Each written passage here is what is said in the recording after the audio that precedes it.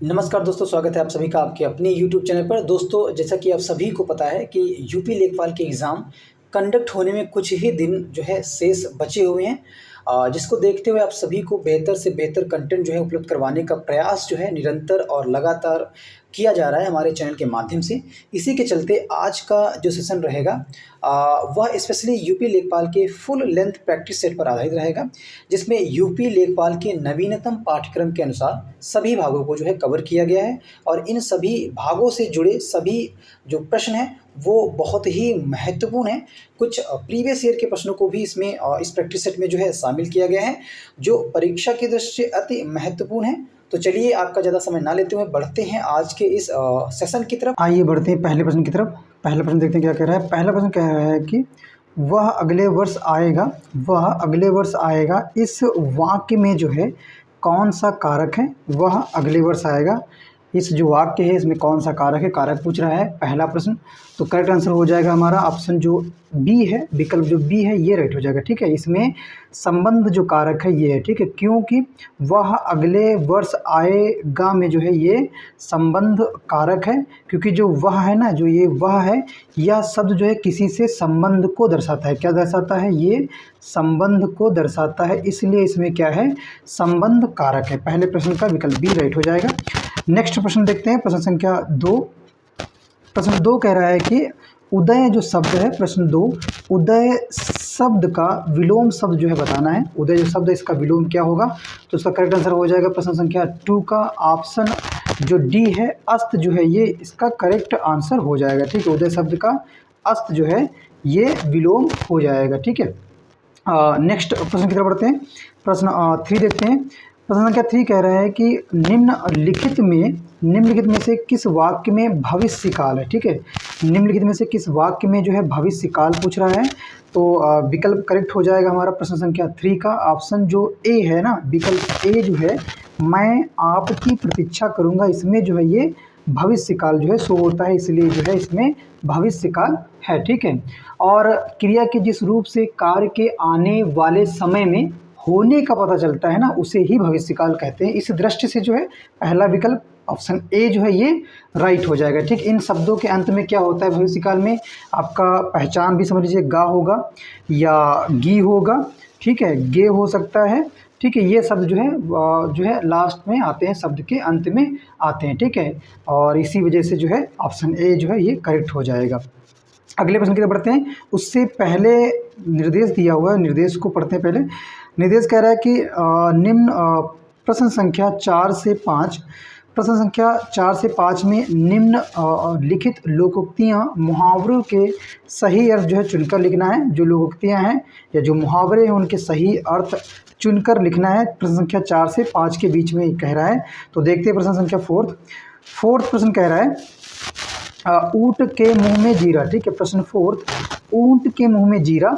तो इसका correct answer क्या हो जाएगा प्रश्न 4th का ऑप्शन जो ए है, विकल्प जो ए है ये राइट हो जाएगा। ठीक है, बहुत अधिक खाने वाले को बहुत कम देना, यही होता है ऊँट के मुंह में जीरे का अर्थ। ठीक है, विकल्प ए जो है ये राइट हो जाएगा। अगले प्रश्न की तरफ बढ़ते हैं। प्रश्न संख्या 5th देखते हैं क्या कह रहा है।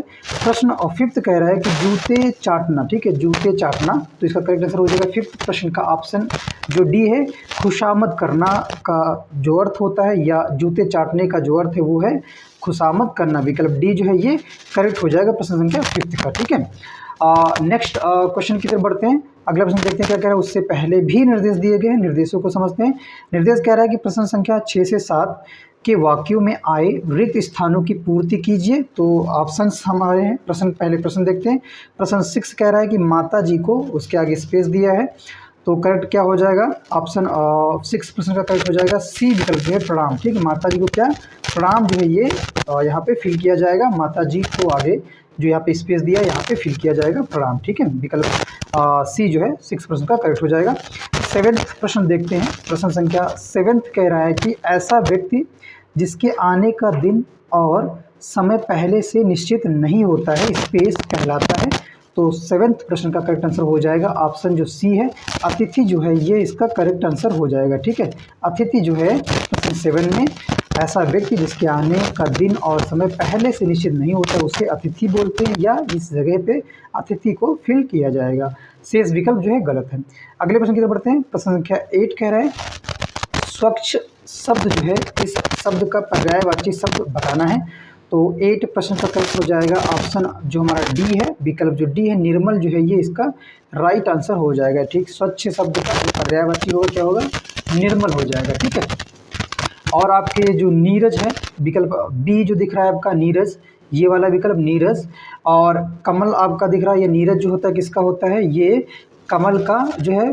ठीक है, और जो नीरज है ये नीरज जो है ये किसका होता है, ये होता है बादल का, और जो आपका पंकिल दिया है ये है किसका, कीचड़ का है। ठीक है, ये है हमारा कीचड़ का, ये पर्यायवाची होता है। ठीक है, कीचड़ का ये पर्यायवाची होता है। ठीक है, नीरज जो है ये कमल का, और नीरज जो है ये बादल का, एंड पंकिल जो है ये कीचड़ का पर्यायवाची होता है। और स्वच्छ शब्द का जो पर्यायवाची है प्रश्न 8 का विकल्प डी निर्मल जो है ये राइट हो जाएगा। अगले प्रश्न की तरफ बढ़ते हैं। अगला प्रश्न देखते हैं क्या कह रहा है। नेक्स्ट प्रश्न कह रहा है प्रश्न संख्या 9, उससे पहले कुछ निर्देश दिए हैं उन्हें देखते हैं। निर्देश कह रहे हैं कि प्रश्न संख्या 9 से 10 के वाक्यों में कुछ त्रुटियां हैं, कुछ कमियां हैं।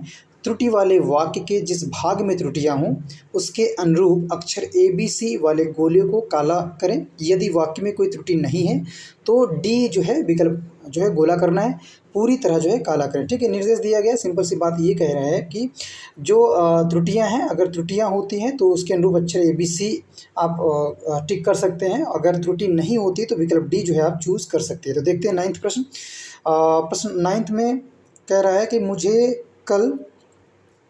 मुझे कल या 2 किलो या लीची खरीदने हैं, कोई त्रुटि नहीं है। ठीक है, मुझे कल, इसके बाद दिया है 2 किलो, फिर दिया है इस पे स्लैश लीची खरीदने हैं, फिर स्लैश दिया है कोई त्रुटि नहीं। तो प्रश्न 9th का करेक्ट ऑप्शन क्या हो जाएगा, ऑप्शन जो हमारा सी है, विकल्प जो सी है ये करेक्ट हो जाएगा। ठीक है, लीची जो है खरीदने हैं ये यहाँ पे त्रुटि है, इसलिए विकल्प सी को मैंने चुना है। लीची खरीदने हैं, ठीक है, लीची खरीदने हैं इसमें त्रुटि है।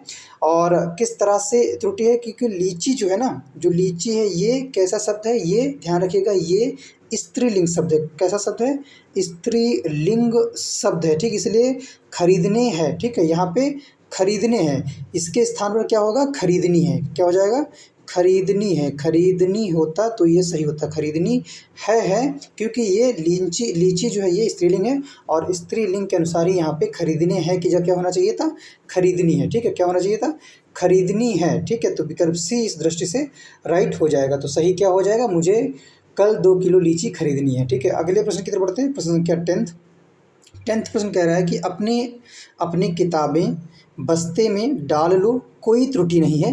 तो करेक्ट आंसर क्या हो जाएगा प्रश्न संख्या 10 का, ऑप्शन जो ए है, विकल्प ए जो है ये राइट हो जाएगा। ठीक है, अपने किताबें जो है ये इसका करेक्ट आंसर हो जाएगा प्रश्न संख्या 10 का। ठीक है, अपनी किताबें जो है इसके स्थान पर क्या होना चाहिए, अपनी किताबें होनी चाहिए। ठीक है, यहाँ पे अपने जो है क्या होना चाहिए, अपनी इसका सही रूप होगा। ठीक है, अपनी जो है ये इसका सही जो है इसके स्थान पर अपनी होना चाहिए। ठीक है, जो सही वाक्य क्या हो जाएगा, शुद्ध वाक्य क्या हो जाएगा, अपनी किताबें बस्ते में डाल लो। ठीक है, अपनी किताबें बस्ते में डाल लो। अगले प्रश्न की तरफ बढ़ते हैं। प्रश्न संख्या 11th, उसके पहले भी कुछ निर्देश दिए हैं।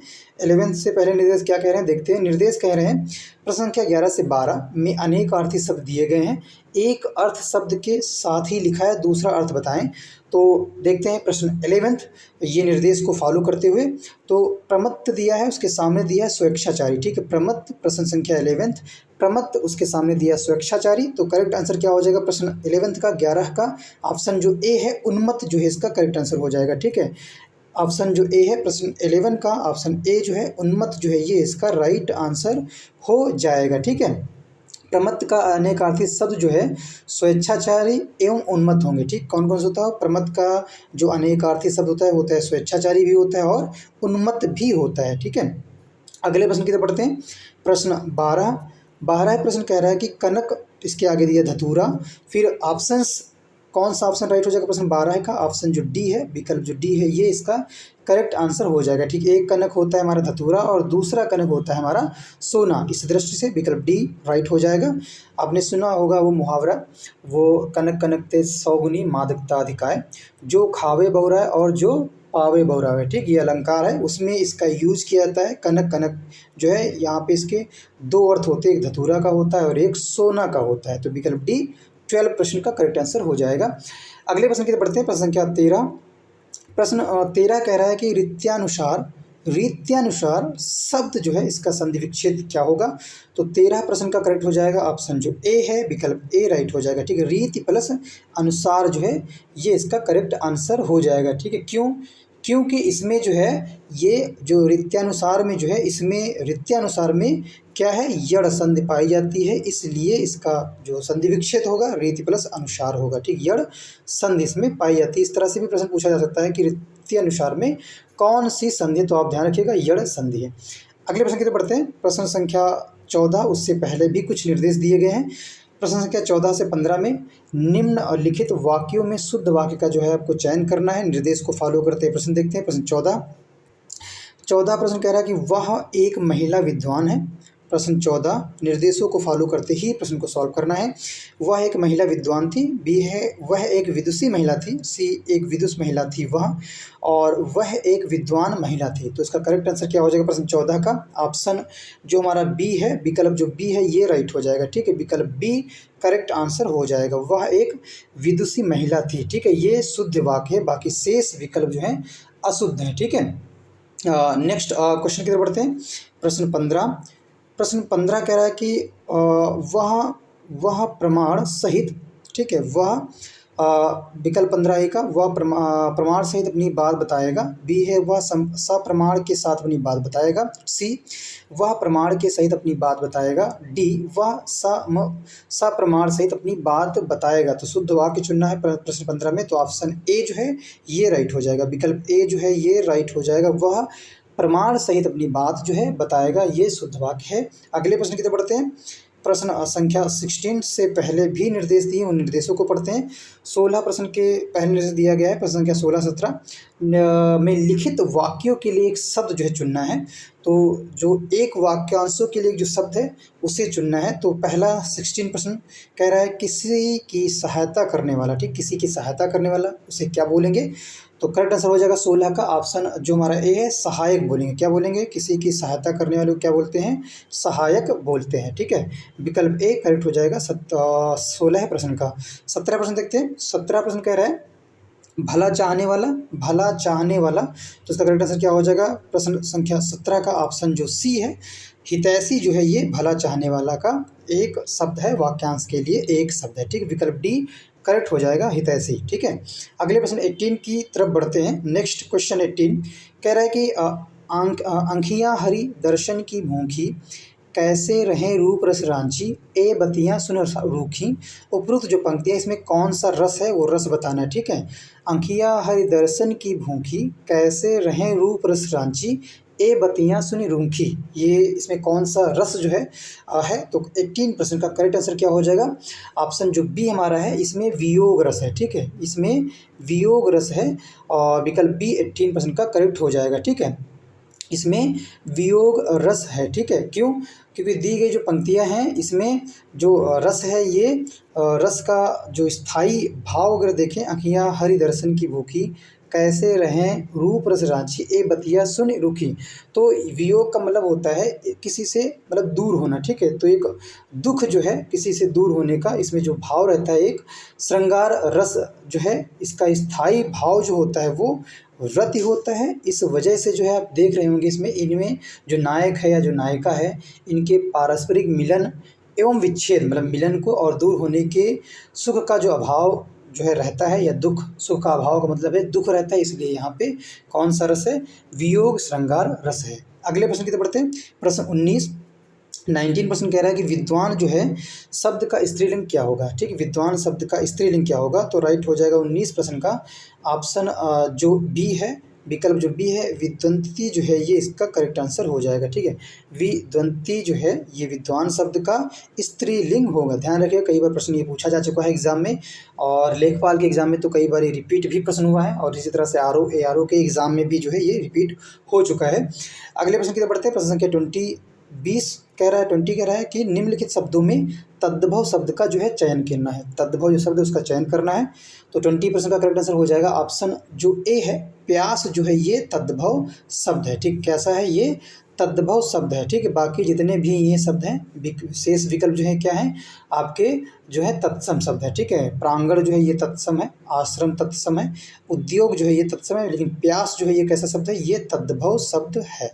अगले प्रश्न की तरफ बढ़ते हैं। प्रश्न संख्या 21 प्रश्न कह रहा है कि काली घटा का घमंड घटा। ठीक है, 21 काली घटा का घमंड घटा, उपरोक्त जो अलंकार है इसमें जो पंक्तियां हैं इसमें कौन सा अलंकार है? ठीक है, उपरोक्त जो पंक्तियां हैं काली घटा का घमंड घटा, इसमें कौन सा अलंकार है?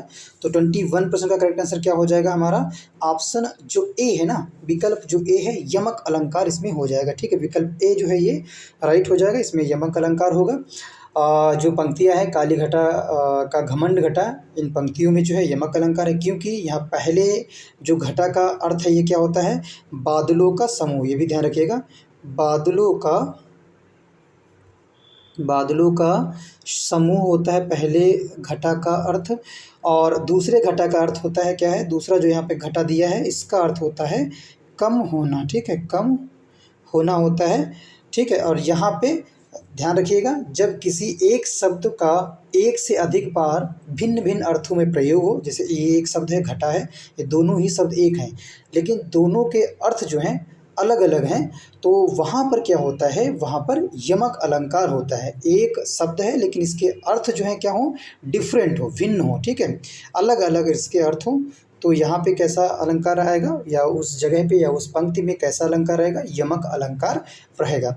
अगले प्रश्न की तरफ बढ़ते हैं। प्रश्न संख्या 22 प्रश्न कह रहा है कि चाकू शब्द का जो है बहुवचन क्या होगा? तो करेक्ट आंसर क्या हो जाएगा 22 प्रश्न का? ऑप्शन जो बी है, चाकुओं जो है ये इसका राइट आंसर हो जाएगा। ठीक है, चाकुओं जो है चाकू शब्द का बहुवचन शब्द होगा। अगले प्रश्न की तरफ बढ़ते हैं। प्रश्न संख्या 23 प्रश्न कह रहा है त्रिवेणी। ठीक है, कई बार प्रश्न रिपीट हुआ है, त्रिवेणी शब्द में कौन सा समास है? ठीक है, तो राइट आंसर हो जाएगा प्रश्न 23 का ऑप्शन जो सी है, द्विगु समास है। ठीक, कौन सा समास है?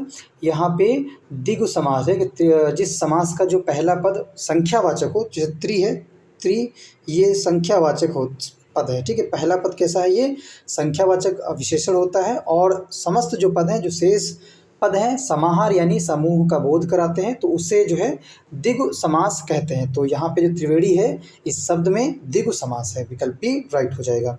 अगले प्रश्न 24 की तरफ बढ़ते हैं। प्रश्न संख्या 24 कह रहा है निम्नलिखित में विकल्पों में से तत्सम शब्द का जो है चयन करना है। जो विकल्प है उसमें से तत्सम शब्द है उनका चयन करना है।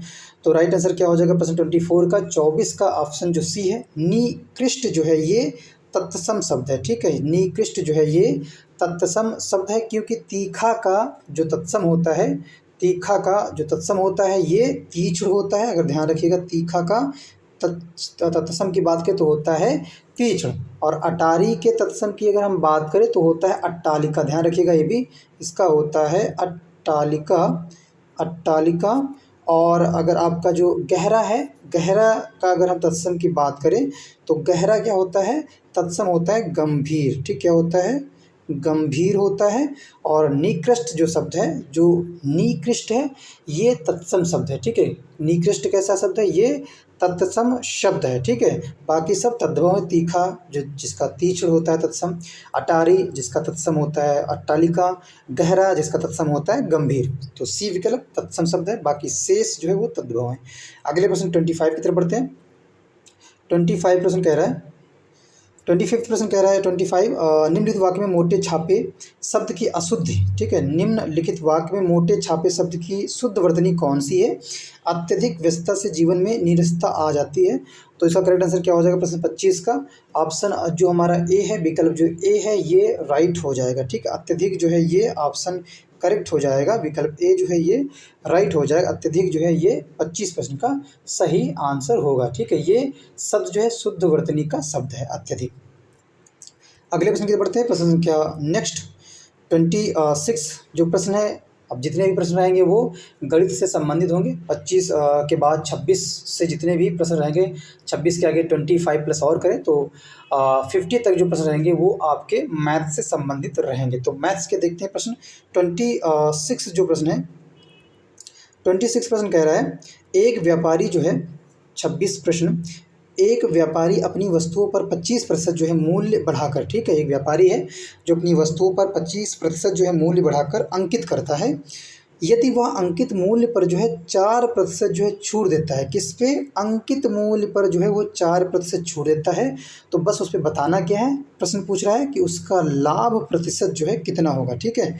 तो लाभ प्रतिशत के लिए हमें क्या होना चाहिए, लाभ पहले पता होना चाहिए कि उसको कितना लाभ हुआ है। तो हम कैसे निकालेंगे, अगर हम वस्तु का क्रय मूल्य मान लें, अगर हम मान के चले कि वस्तु का जो क्रय मूल्य है, वस्तु का क्रय मूल्य जो है कितना है, मान के चले 100 रुपये मान लें, वस्तु का क्रय मूल्य 100 है, तो इस पे अगर वो अंकित मूल्य 25% बढ़ा देता है तो कितना हो जाएगा, 100 का 25% हो जाएगा 25।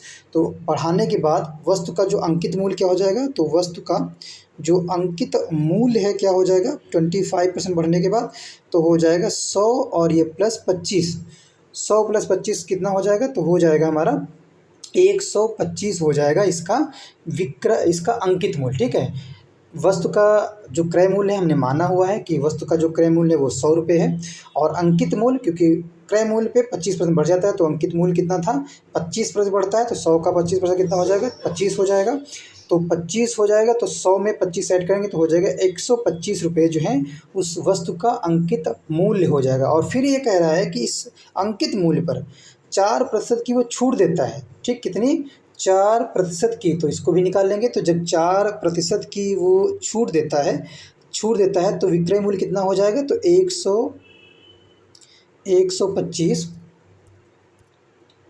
जब 4% की छूट देगा, 4% की वो जब छूट देगा, तो जब 4% की वो छूट देता है तो उसका विक्रय मूल्य कितना हो जाएगा, ठीक है। 4% छूट किस पे दे रहा है, अंकित मूल्य पर दे रहा है, ठीक है। तो क्या हो जाएगा, 125 गुने 96, ठीक है, और बटे 100, ठीक है, 125 इंटू 96 अपॉन 100। तो इसको कट पीट कर कितना आएगा, हमारा आ जाएगा ₹120 के आसपास, 120 आएगा, ठीक है।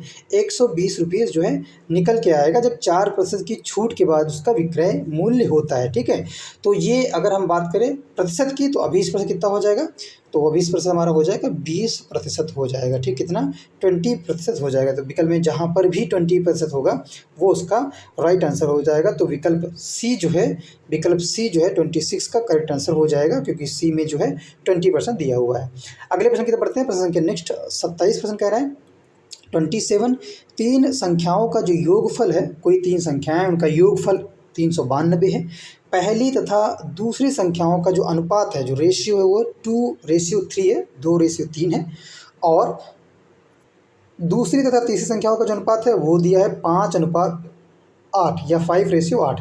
तो पहली संख्या नॉर्मल सब पूछ रहा है, ठीक है। तीन संख्याएं हैं जिनका सम 392 है, जोड़ योगफल जो है वो 392 है, और फिर उन तीनों संख्याओं का जो अनुपात है दिया है, पहली और दूसरी संख्या का अनुपात 2:3 है, और दूसरी और तीसरी संख्या का अनुपात 5:8 है। तो पहली संख्या जो है पूछ रहा है, ठीक है।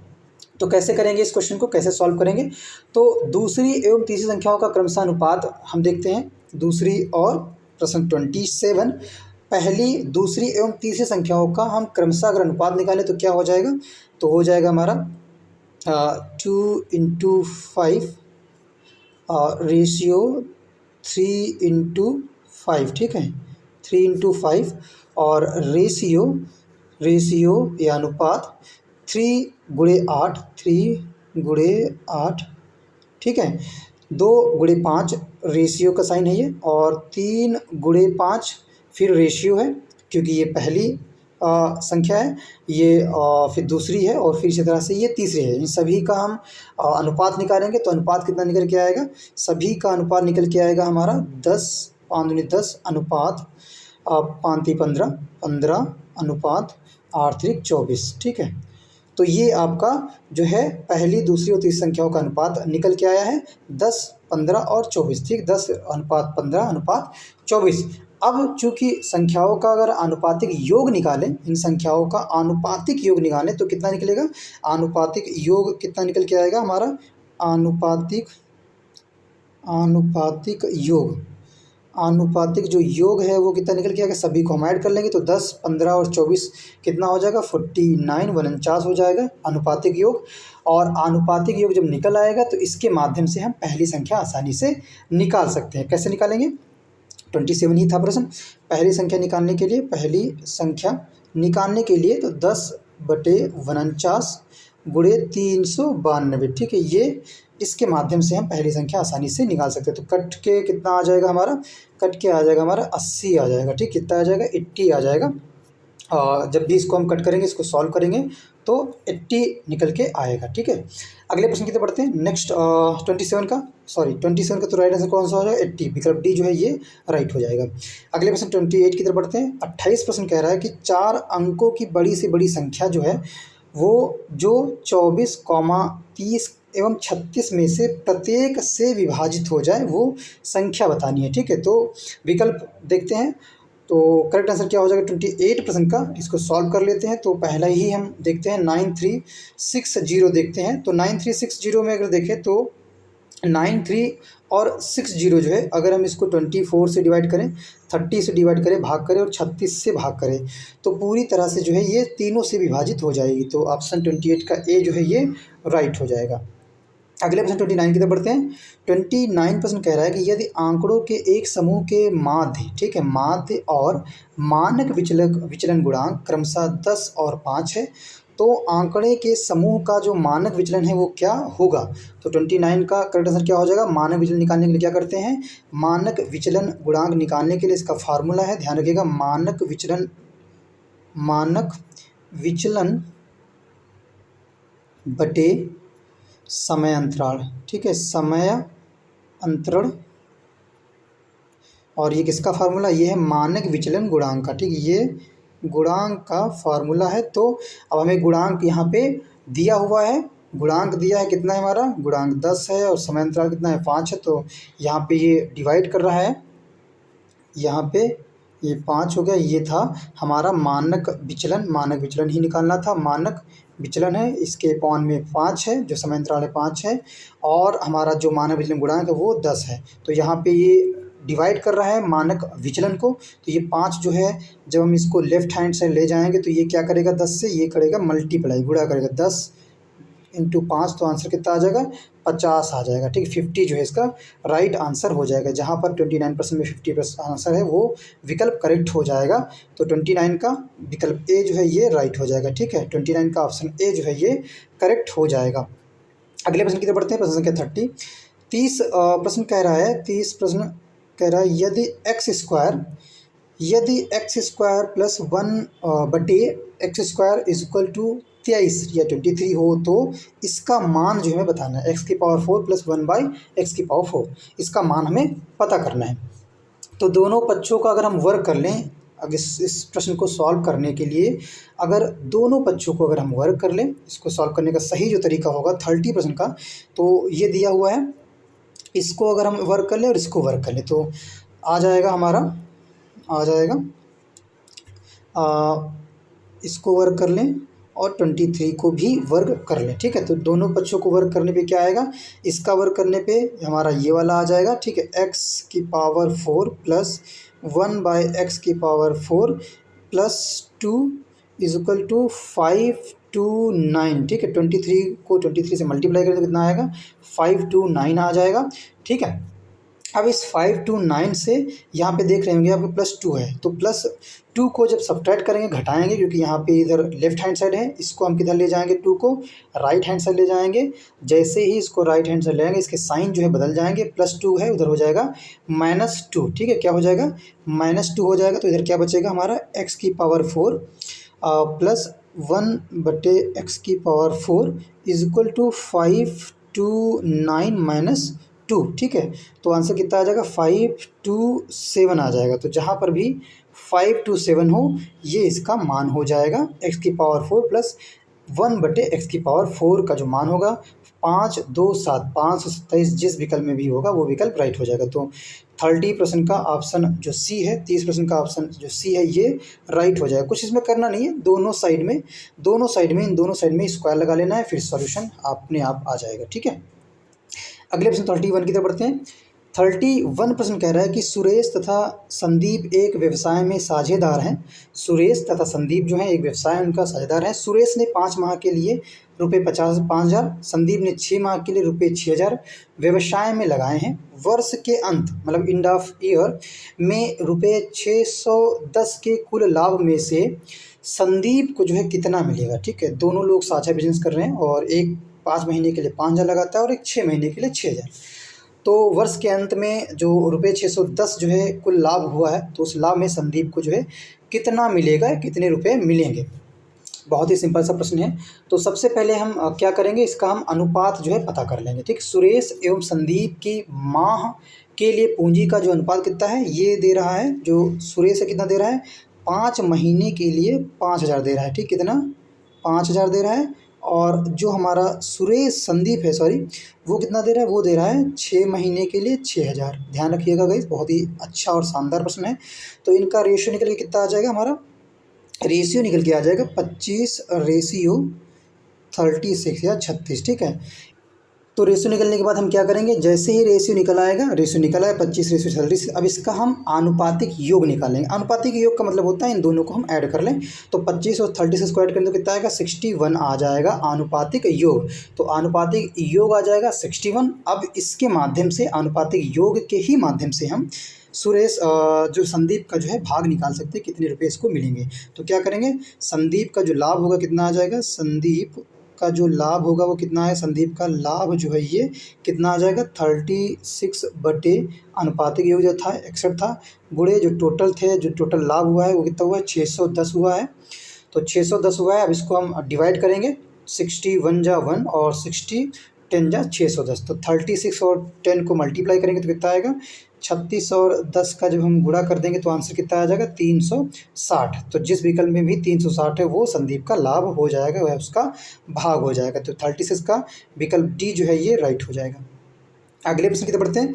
प्रश्न 32 कह रहा है कि दो संख्याओं का जो अनुपात है वो 3:5 है। कोई दो संख्या है, उनका अनुपात जो निकल के आता है वो 3:5 है और उनका जो लघुत्तम समापवर्त है, जो एलसीएम है, वो 300 है। तो छोटी संख्या है, तो छोटी संख्या हमें बतानी है। तो बहुत ही सिंपल सा प्रश्न है। अगर वो हम संख्याएं मान लें, जो संख्याएं हैं वो क्या हैं, हम संख्याएं मानते हैं वो संख्या x है, तो ये अनुपात दिया तो हो जाएगा, एक हो जाएगा 3x और दूसरी हो जाएगी 5x। ठीक है, बहुत ही सिंपल सा प्रश्न है।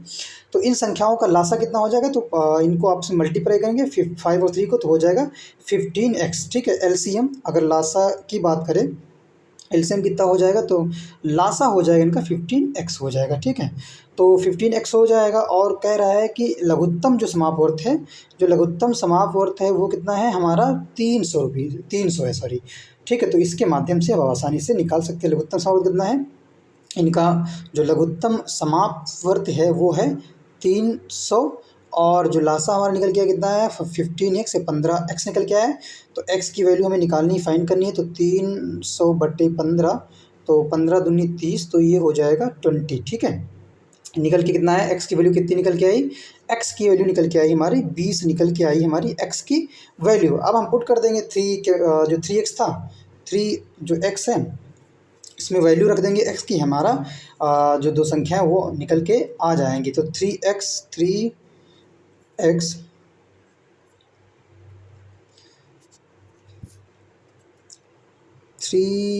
इज इक्वल टू 3 इंटू 20, तो हो जाएगा 2 3 6 60 हो जाएगा। एक निकल के आएगा 60। ठीक है, एक कितना निकल के आया 60, दूसरी क्या निकल के आएगी, 3 इंटू एक्स था ना, तो 3 इंटू 20 तो निकल के आया 60, और दूसरा था 5x, तो 5x 5 इंटू 20 तो दूसरा निकल गया 5×100। ठीक है, तो इसमें छोटा कौन सा है, तो ये है। और यही पूछ रहा था कि जो है छोटी संख्या है, तो छोटी 60 है, तो जहाँ पर विकल्प में 60 होगा 60 होगा वो आंसर राइट हो जाएगा। तो 32 का विकल्प बी जो है ये राइट हो जाएगा। ठीक है, अगले प्रश्न की तरफ बढ़ते हैं। नेक्स्ट प्रश्न देखते हैं क्या कह रहा है। प्रश्न संख्या 33 देखते हैं। प्रश्न संख्या 33 कह रहा है कि 33 कह रहा है कि रूट में दिया हुआ है 33 प्रश्न, रूट अंडर रूट 15,612 या 15,612 प्लस रूट के अंदर फिर रूट है 154 प्लस रूट 225, 225, ठीक है, अंडर रूट 225। तो इसका मान जो है ये पूछ रहा है, बहुत ही सिंपल सा प्रश्न, इसका मान जो है ये पूछ रहा है। तो सबसे पहले हम क्या सॉल्व करेंगे, इस जो रूट है इसको जो है सॉल्यूशन देंगे, रूट को हटाएंगे तो क्या हो जाएगा, रूट को हटाएंगे तो क्या हो जाएगा, सेकंड जो हमारा स्टेप दिया हुआ है तो ये हो जाएगा हमारा, ये जो 225 है किसका होता है, तो 15 का जो 225 है ये रूट होता है, ठीक है। 15 को अगर 15 से मल्टीप्लाई करेंगे तो कितना हो जाएगा, 225 हो जाएगा, ठीक, कितना, 15 को 15 से मल्टीप्लाई करेंगे कितना आ जाएगा, 225, 15 15 हम 225, ठीक है। तो रूट लगा रहने दीजिए, अंडर रूट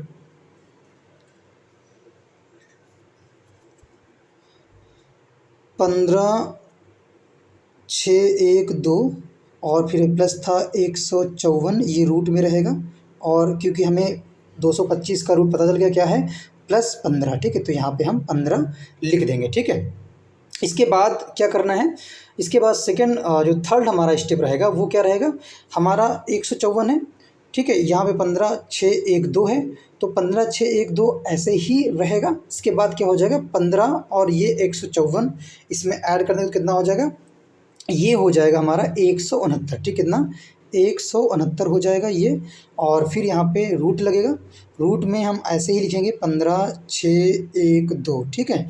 तो 15,612 ऐसे ही लिखा रहेगा, और 169 आपको पता है किसका रूट होता है, तो 169 जो है किसका रूट होता है, अंडर रूट होता है, तो ये होता है 13 का, 13 13 कितना होता है, 169, ठीक है। अगर इस तरह से 169 लिखा होगा तो इसका मतलब क्या होता है, 13 का, ठीक है।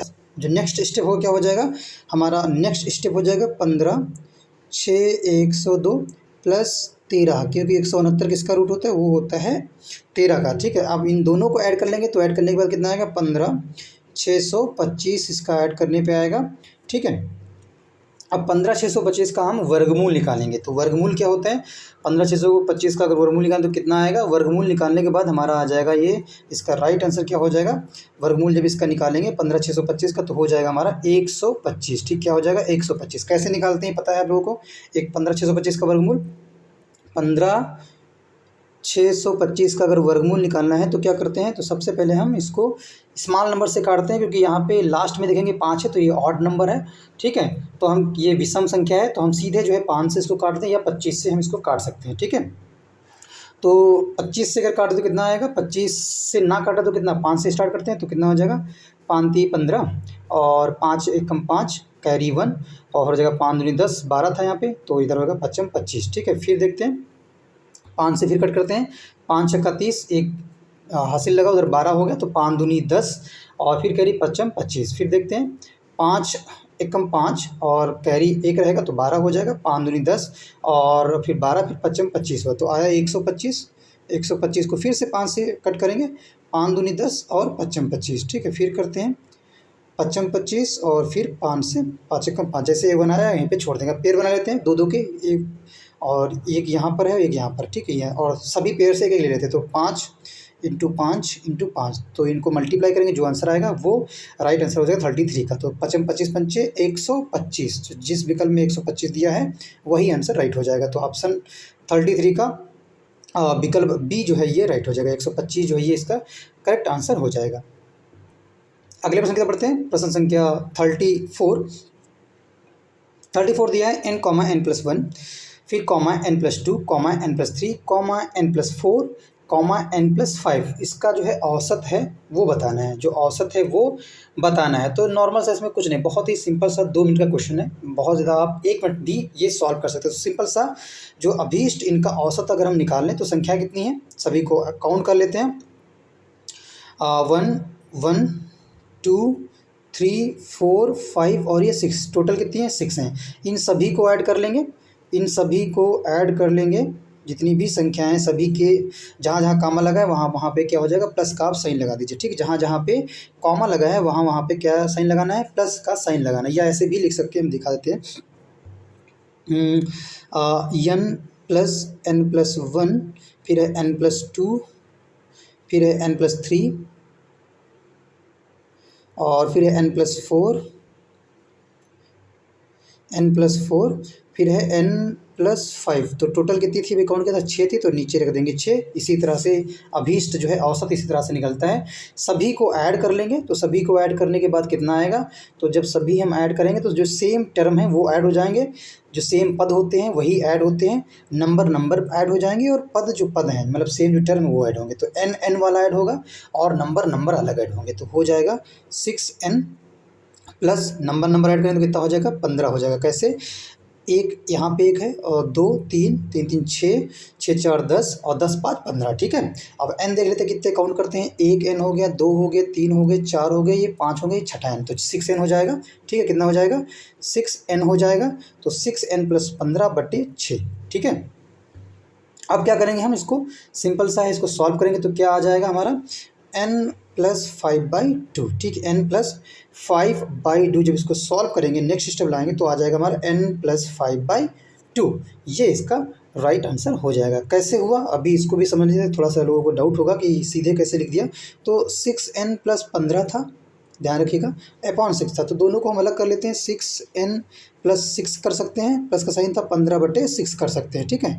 कट करेंगे, 3 2 जा 6 और 3 5 जा 15, ठीक है। यहाँ पर किससे कट होगा? ये यहाँ पर होगा आपका 3 2 जा 6 और 3 2 जा 6, ठीक है। 3 2 जा 6 और 3 2 जा 6, या नॉर्मल सा फिर समझें, 6 को 6 से कट कर दें, ठीक है, बात खत्म। तो यहाँ पे क्या बचा? n बचा, तो आया हमारा n, क्या बचा था यहाँ पे? यहाँ बचा n प्लस, और फिर इसको किससे कट किया था? तो यहाँ बचा था हमारा 5/2, ठीक है। इस तरह से ये सॉल्यूशन हो जाएगा प्रश्न संख्या 34 का। तो जहाँ पर भी ऐसा दिया ये इसका राइट आंसर हो जाएगा। विकल्प डी जो है 34 का ये राइट हो जाएगा, ठीक है। विकल्प डी ही इसका करेक्ट आंसर हो जाएगा प्रश्न 34 का। अगले प्रश्न की तरफ बढ़ते हैं, प्रश्न संख्या 35। 35 प्रश्न कह रहा है कि यदि किसी भिन्न के हर में, ठीक है, यदि किसी भिन्न के हर में एक जोड़ा जाता है, भिन्न है, कोई फ्रैक्शन है, उसका हर जो होता है, हर कौन सा होता है? बटे के नीचे वाला। इसमें अगर एक जोड़ दें, कोई भी यहाँ पे नंबर लें, कोई भी हर में एक जोड़ देते हैं तो भिन्न जो है 1/2 हो जाता है। बहुत ही सिंपल सा प्रश्न। भिन्न कितना हो जाता है? 1/2 हो जाता है। यदि भिन्न वही भिन्न है, भिन्न के अंश में एक जोड़ा जाता है तो भिन्न 1 हो जाता है। तो भिन्न के अंश और हर का जो योगफल है वो बताना है, ठीक है। तो क्या बताना है? भिन्न के अंश और हर का जो योगफल है वो बताना है, क्या होगा। अगर हम भिन्न मान लें कि वो जो भिन्न है वो कितना है, भिन्न को अगर हम मान के चले तो वो भिन्न जो है वो कितना है उसको पता करें। तो भिन्न को अगर मान ले तो हो जाएगा हमारा भिन्न है x/y, वो फ्रैक्शन है, वो भिन्न है, ठीक है। तो प्रश्न जैसा करें वैसा करिए। x + y वो भिन्न है, तो x + y में पहले हम एक ऐड कर लें। जब हम x + y में कह रहा था एक जोड़ा जाता है तो क्या होता है? भिन्न 1/2 हो जाता है, ठीक है। सिंपल सा कितना हो जाता है? इसमें जब 1 ऐड करेंगे तो कितना हो जाता है? 1/2 हो जाता है, या इसके बराबर होता है, ठीक है। ये हो गया। और इसके बाद जो है हम यहाँ क्या करेंगे? नॉर्मल सा है, इसको हम सॉल्व करेंगे। कैसे सॉल्व करेंगे? जो हमारा 2 है ये x को मल्टीप्लाई करेगा, क्रॉस मल्टीप्लिकेशन करेंगे तो क्रॉस मल्टीप्लिकेशन में क्या निकल के आएगा? 2 को x से मल्टीप्लाई करेगा और 1 जो है y + 1 को मल्टीप्लाई करेगा तो हो जाएगा y + 1 हो जाएगा। ये निकल के आया, तो ये हमारी पहली इक्वेशन होगी, ध्यान रखिएगा। y + 1 जो है ये पहली इक्वेशन हो गई, ठीक। कौन सी इक्वेशन होगी? y + 1 जो है ये हमारी पहली इक्वेशन हो गई। अब देखते हैं दूसरी सॉल्व करके। जब हम इसके अंश में जो है एक जोड़ते थे, इसी फ्रैक्शन में, कौन सा फ्रैक्शन? x + y जो फ्रैक्शन था, इसमें हम जो इसका अंश था उसमें 1 ऐड करते हैं तो अंश कौन सा है? x है। 1 ऐड कर देंगे तो कितना हो जाता था? वो 1 हो जाता था, ठीक। कितना? 1 हो जाता था। तो अब इसको सॉल्व करेंगे, क्रॉस मल्टीप्लाई करेंगे तो क्रॉस मल्टीप्लाई इसके नीचे 1 मानते हैं तो इसको हो जाएगा x + 1 इक्वल टू क्या हो जाएगा? y हो जाएगा। यहाँ जाएगा तो y हो जाएगा, y को 1 से मल्टीप्लाई करेंगे तो क्या होगा? y हो जाएगा। तो x + 1 y जो है, x + 1 जो y है ये कौन सी हमारी भिन्न हो जाएगी? ये हमारी भिन्न हो जाएगी। देखो x इक्वल, हमें x की अगर वैल्यू निकालनी है, x की वैल्यू निकालनी है तो क्या हो जाएगा? x इक्वल टू y + 1, ठीक है। x equal to y -1, sorry, क्योंकि यहाँ पे प्लस था, ठीक है। यहाँ पे क्या था? प्लस था, तो ये +1 इधर जाएगा। जब हम x की वैल्यू फाइंड करेंगे तो y - 1 हो जाएगा, ठीक। क्या हो जाएगा? x इक्वल टू y - 1 हो जाएगा। और पहली भिन्न हमने बताया था क्या था? पहली भिन्न ध्यान रखिएगा, पहली भिन्न था 2x is equal to y plus one, ये पहली भिन्न थी और ये हमारी दूसरी भिन्न हो गई। कौन सी? ये दूसरी भिन्न हो गई, या समीकरण दूसरा जो है हो गया। ठीक है, अब कुछ नहीं करना है, नॉर्मल सा कुछ नहीं करना है, बस y plus one is equal to two y minus two, इसके माध्यम से हम जो है वैल्यू निकालेंगे। कैसे?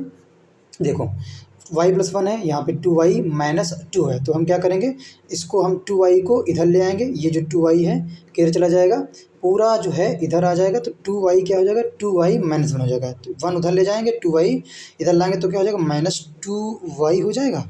और ये जो y था माइनस 2y और प्लस y, ठीक है, माइनस 2y प्लस y, यहाँ पे प्लस वन था, यहाँ पे प्लस वन था और यहाँ पे माइनस टू था, तो माइनस टू लिख लेंगे ऐसे ही, और यहाँ पे माइनस वन हो जाएगा। ठीक है, तो माइनस माइनस क्या हो जाएगा, माइनस माइनस हो जाता है हमारा, क्या हो जाएगा बेटा, माइनस माइनस होता है हमारा प्लस, क्या हो जाएगा, प्लस हो जाएगा। दो और एक तीन हो जाएंगे, दो माइनस माइनस होता है प्लस, तो टू और वन हो जाएगा थ्री, तो ये निकल के आएगा टू और one, two y minus y is equal to three निकल के आया।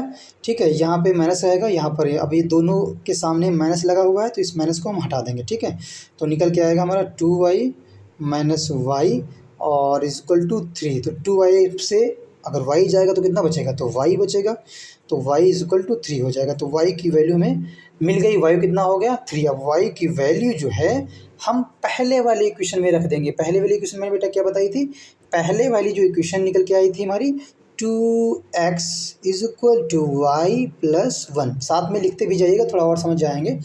2x plus y, 2x is equal to y plus one. अब इस 2x is equal to y plus one में हम x की वैल्यू जो है, सॉरी y की वैल्यू जो हमें अभी निकाली है, y की वैल्यू क्या निकल के आई है, y की वैल्यू जो है, y की वैल्यू थ्री निकल के आई है। इस y की वैल्यू को हम पुट कर देंगे, तो 2x is equal to y की वैल्यू थ्री है प्लस वन है, तो हो जाएगा थ्री और वन फोर, और यहाँ पे था 2x, तो x की वैल्यू कितनी हो जाएगी, 4/2, क्योंकि दो यहाँ पे गुणा कर रहा, मल्टीप्लाई करेगा, इधर जाएगा तो डिवाइड करेगा, तो फोर, टू टू जा फोर, तो आंसर निकल के आया टू। ठीक है, x की वैल्यू कितनी आएगी, टू, और y की वैल्यू कितनी निकल के आई थी, अभी बताया था, y की वैल्यू जो निकल के आई थी थ्री आई, और x की वैल्यू निकालने के लिए हमने y की वैल्यू पुट की पहली वाले समीकरण में, तो निकल के आई हमारी टू। अब कह रहा था ना कि अंश और हर का योगफल क्या होगा, तो अंश और हर का योगफल करेंगे तो x plus y is equal to three plus two is equal to five, जहाँ पर भी फाइव हो वो विकल्प इसका करेक्ट हो जाएगा। तो 35 का विकल्प बी जो है ये इसका राइट हो जाएगा। ठीक है, 35 का विकल्प बी करेक्ट आंसर हो जाएगा। नेक्स्ट बढ़ते हैं 36 प्रश्न की तरफ। 36 प्रश्न कह रहा है कि तीन भिन्न भिन्न पात्रों में भिन्न भिन्न मात्राओं के दूध, तीन पात्र का मतलब है बर्तन, तीन अलग अलग बर्तन हैं, उसमें भिन्न भिन्न मात्राओं मतलब अलग अलग कैपेसिटी में जो है मात्रा में दूध और जल के या जल का मिश्रण है, जिनका या जिनकी माप 403 लीटर, 434 लीटर, 465 लीटर है। बड़े से बड़ा माप लीटर में क्या होना चाहिए जिससे सभी भिन्न भिन्न मात्राओं को पूर्णतया मापा जा सके। ठीक है, पूर्णतया मापा जा सके, कुछ नहीं करना इसमें, बस नॉर्मल सा है। आप क्या करेंगे इसमें मासा निकालेंगे। ठीक है, जिसे मासापा बोलते हैं, मासापा के माध्यम से ही आंसर निकल आएगा। तो क्या दिया है 36, 403, 434 और 465। अब इन तीनों का जो है हम इन लीटर का जो है लीटर में है सभी चीज़ें, इनको हम मासापा निकाल लेंगे। जो अभी सूत्र होगा क्या हो जाएगा देखते हैं। 400 जो 3 है निकालेंगे 434 को, 434 तो क्या हो जाएगा, वन जल लगाएंगे, एक जल लगाएंगे तो क्या हो जाएगा 403, 403 माइनस करेंगे घटाएंगे तो आएगा 31, 31, और 31 को 403 से फिर डिवाइड करेंगे तो आगे देख लेते हैं। 31 को 403 से डिवाइड करेंगे, मतलब 403 को 31 से करेंगे तो 31 जा 31, तो यहाँ पे हो गया कैरी 1 10 में 1 गया 9 और यहाँ पे बचा 3। ठीक है, तो अब कितना जाएगा 31 3 जा 3 3 जा और 3 3 जा 9। ठीक है, तो ये पूरी तरह से कट गया, तो कितना निकल के आया हमारा 13 यहाँ पे निकल के आया। अब क्या करना है, इसी 31 से जो है इसी 31 से 465 को भी भाग करेंगे। किसको, 465 को भी भाग करके देख लेते हैं। 465 को 31 से तो 31 जा 31, यहाँ पे 4 में 3 गया 1, 6 में 1 गया 5 और यहाँ पे 5, तो 155 हो गया। ठीक है, तो 155, तो 31 का टेबल 5 में पढ़ेंगे, 5 एकम 5 और 5 × 15, तो ये पूरी तरह से कट गया। तो जो अभीष्ट बर्तन की माप हो कितनी हो जाएगी, अभीष्ट बर्तन की माप हो जाएगी 31। ठीक है, 31 जहाँ पर भी हो विकल्प में वही आंसर राइट हो जाएगा, तो विकल्प बी जो है ये करेक्ट आंसर हो जाएगा। अगले प्रश्न की तरफ बढ़ते हैं। प्रश्न संख्या 37 37 कह रहा है कि 720 मिठाइयाँ बच्चों में बराबर इस प्रकार बांटी जाती हैं कि प्रत्येक बच्चे को मिली मिठाइयों की संख्या बच्चों की कुल संख्या के 20% के बराबर होती है। तो प्रत्येक बच्चे को कितनी मिठाइयाँ मिली, तो 37 का करेक्ट आंसर क्या हो जाएगा, 37 का राइट जो आंसर हो जाएगा उसको हम उस क्वेश्चन को सॉल्व करके बताएंगे, उसी के बाद जो है आंसर खुद ब खुद सामने आ जाएगा। तो अगर हम माने कि प्रत्येक बच्चे को जो मिठाइयाँ मिली उसकी संख्या क्या है, x मान लेते हैं, संख्या क्या है x मान लेते हैं, तो बच्चों की संख्या क्या हो जाएगी, नॉर्मल से अगर बच्चों की संख्या हमें पता करनी तो क्या हो जाएगी, तो x गुणे 100/20। ठीक है, ये बच्चों की संख्या होगी, किसकी संख्या होगी, ये बच्चों की संख्या होगी, किसकी, बच्चों की संख्या होगी। तो इसको कट पीट करेंगे तो हो जाएगा 2 5 जा 10, तो 5x को मल्टीप्लाई करेंगे तो हो जाएगा 5x निकल गया। बच्चों की संख्या कितनी हो गई, 5x हो गई। ठीक है, और प्रश्न क्या कह रहा था कि प्रत्येक बच्चे को मिली मिठाइयों की जो संख्या है बच्चों की कुल संख्या के 20% के जो है बराबर है। ठीक है, और स्टार्टिंग में दिया था 720 मिठाइयाँ बच्चों में बराबर बांटी गई, कितनी, 720 मिठाइयाँ। और मैंने पहले ही बताया कि बच्चों की संख्या कितनी है, बच्चों की संख्या हमारा ये 5x है, और जो है प्रत्येक बच्चों को मिली मिठाइयों की संख्या क्या है, x है। तो हम दोनों को, प्रत्येक बच्चे को जो मिठाई मिली कितनी है, संख्या x है, और बच्चों की संख्या कितनी है, 5x है। और अब देखो क्योंकि दिया 720 मिठाइयाँ बच्चों में बराबर बांटी, कितनी बांटी गई, 720 बांटी गई सभी बच्चों में।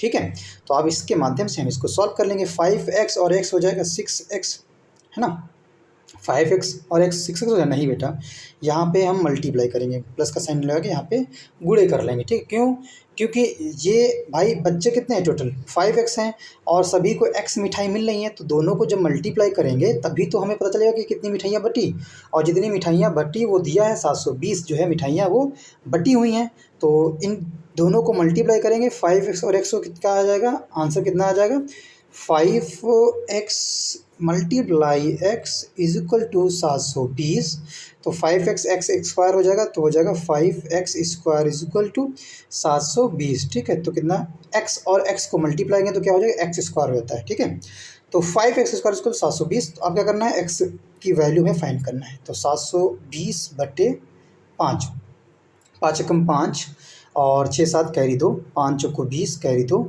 और हो जाएगा 5 चौको 20, तो हो जाएगा 144। ठीक है, 144 जो है x स्क्वायर की वैल्यू निकल के आई, कितनी, x स्क्वायर की कितनी वैल्यू निकल गई, 144। अब हमें x चाहिए ना, तो x रखेंगे, जो स्क्वायर करता है आपको पता होगा ये रूट में हो जाता है 144, तो x की वैल्यू कितनी निकल गई, 144 का हम वर्गमूल निकालेंगे। तो 144 का वर्गमूल अगर पता है तो बहुत अच्छी बात है, नहीं पता है तो आप इसको कॉपी पे निकाल के हमें बताइएगा कमेंट बॉक्स में। तो हो जाएगा 12 बराबर 144 होता है, तो 12 इसका निकल के आया, x की वैल्यू कितनी निकल के आई, 12 निकल के आई, जहाँ पर भी 12 होगा वो इसका एग्जैक्ट आंसर हो जाएगा। तो सी में दिया है 12, तो ये 37 का राइट आंसर हो जाएगा। अगले प्रश्न के पढ़ते हैं 38 प्रश्न कह रहा है, वह छोटी से छोटी संख्या जिसे 512 से गुणा करने पर प्राप्त गुणनफल एक पूर्ण घन हो। ठीक है, प्राप्त गुणनफल जो है एक पूर्ण घन हो, तो राइट आंसर 38 का क्या हो जाएगा, ऑप्शन हम करके बताएंगे, फिर उसके बाद इसका आंसर जो है खुद ब खुद आ जाएगा। तो 512 का सिंपल सा आप वर्गमूल ले लीजिए, कुछ नहीं करना है, बहुत ही छोटा सा प्रश्न है। 512 का वर्गमूल लेंगे, चलिए देखते हैं वर्गमूल 512 का लेके।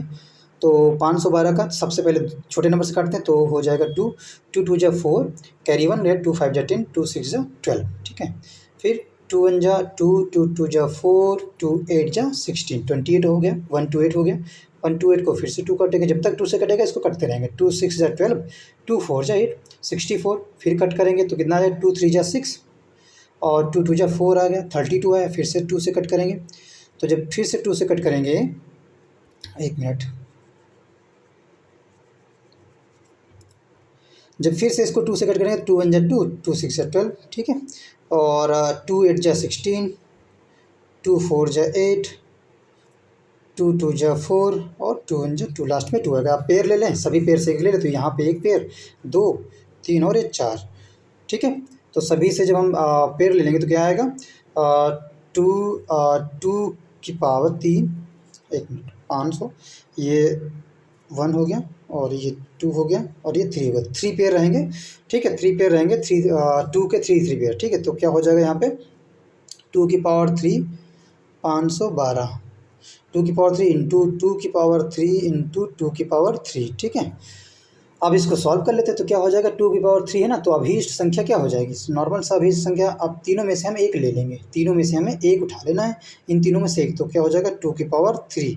तो 2 की पावर 3 को सॉल्व करने का 2 इंटू 2 इंटू 2, 2 जा 4, 2 जा 8, तो 8 जहाँ पर भी हो वो इसका करेक्ट आंसर हो जाएगा। तो ऑप्शन 38 का पहला ही दिया है 8, ठीक है, 38 का पहला ही दिया है 8, तो ए विकल्प राइट हो जाएगा। 512 का कुछ नहीं करना, आपको बस गुणा जो है इसका एलसीएम ले लेना है, ठीक है, या वर्गमूल निकाल लेना है। एलसीएम ले लीजिए, एलसीएम से इसको आप नॉर्मल सा बहुत ही आसानी तरीके से इसको निकाल सकते हैं। इस तरह से भी और भी क्वेश्चन आते हैं तो उसको आप इस तरह से इस मेथड से निकाल सकते हैं। अगले प्रश्न की तरफ बढ़ते हैं। प्रश्न संख्या 39, 39 प्रश्न कह रहा है 36 व्यक्ति एक कार्य को 18 दिन में पूरा कर सकते हैं। कितने दिन में, 18 दिन में। और 27 व्यक्ति उसी कार्य को कितने दिन में पूरा करेंगे।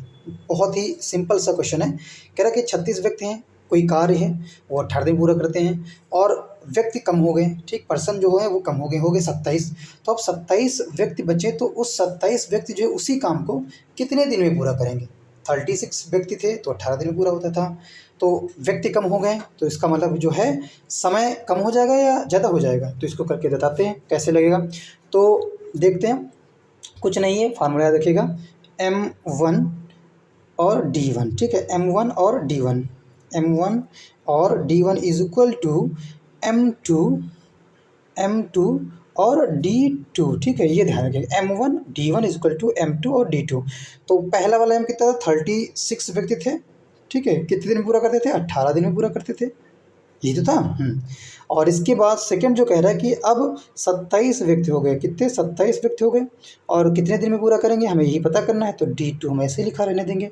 अब क्या करेंगे, कुछ नहीं करना है, नॉर्मल सा इसको सॉल्व कर लेते हैं। तो 37 यहाँ पे क्या कर रहा है, मल्टीप्लाई करेगा, तो इनको क्या करेगा जाके, डिवाइड करेगा जाके, तो 27 इधर बचा, तो क्या हो गया हमारा है D2 निकालना था, D2 हो जाएगा हमारा 36 मल्टीप्लाई 18/27, सॉल्व करेंगे तो कितना आ जाएगा, 24 दिन आ जाएगा। कितने, 24 दिन, ठीक है, जहाँ पर भी 24 दिन दिया हो वो इसका एग्जैक्ट आंसर हो जाएगा। तो विकल्प डी जो है 39 का विकल्प जो डी है ये इसका करेक्ट आंसर हो जाएगा।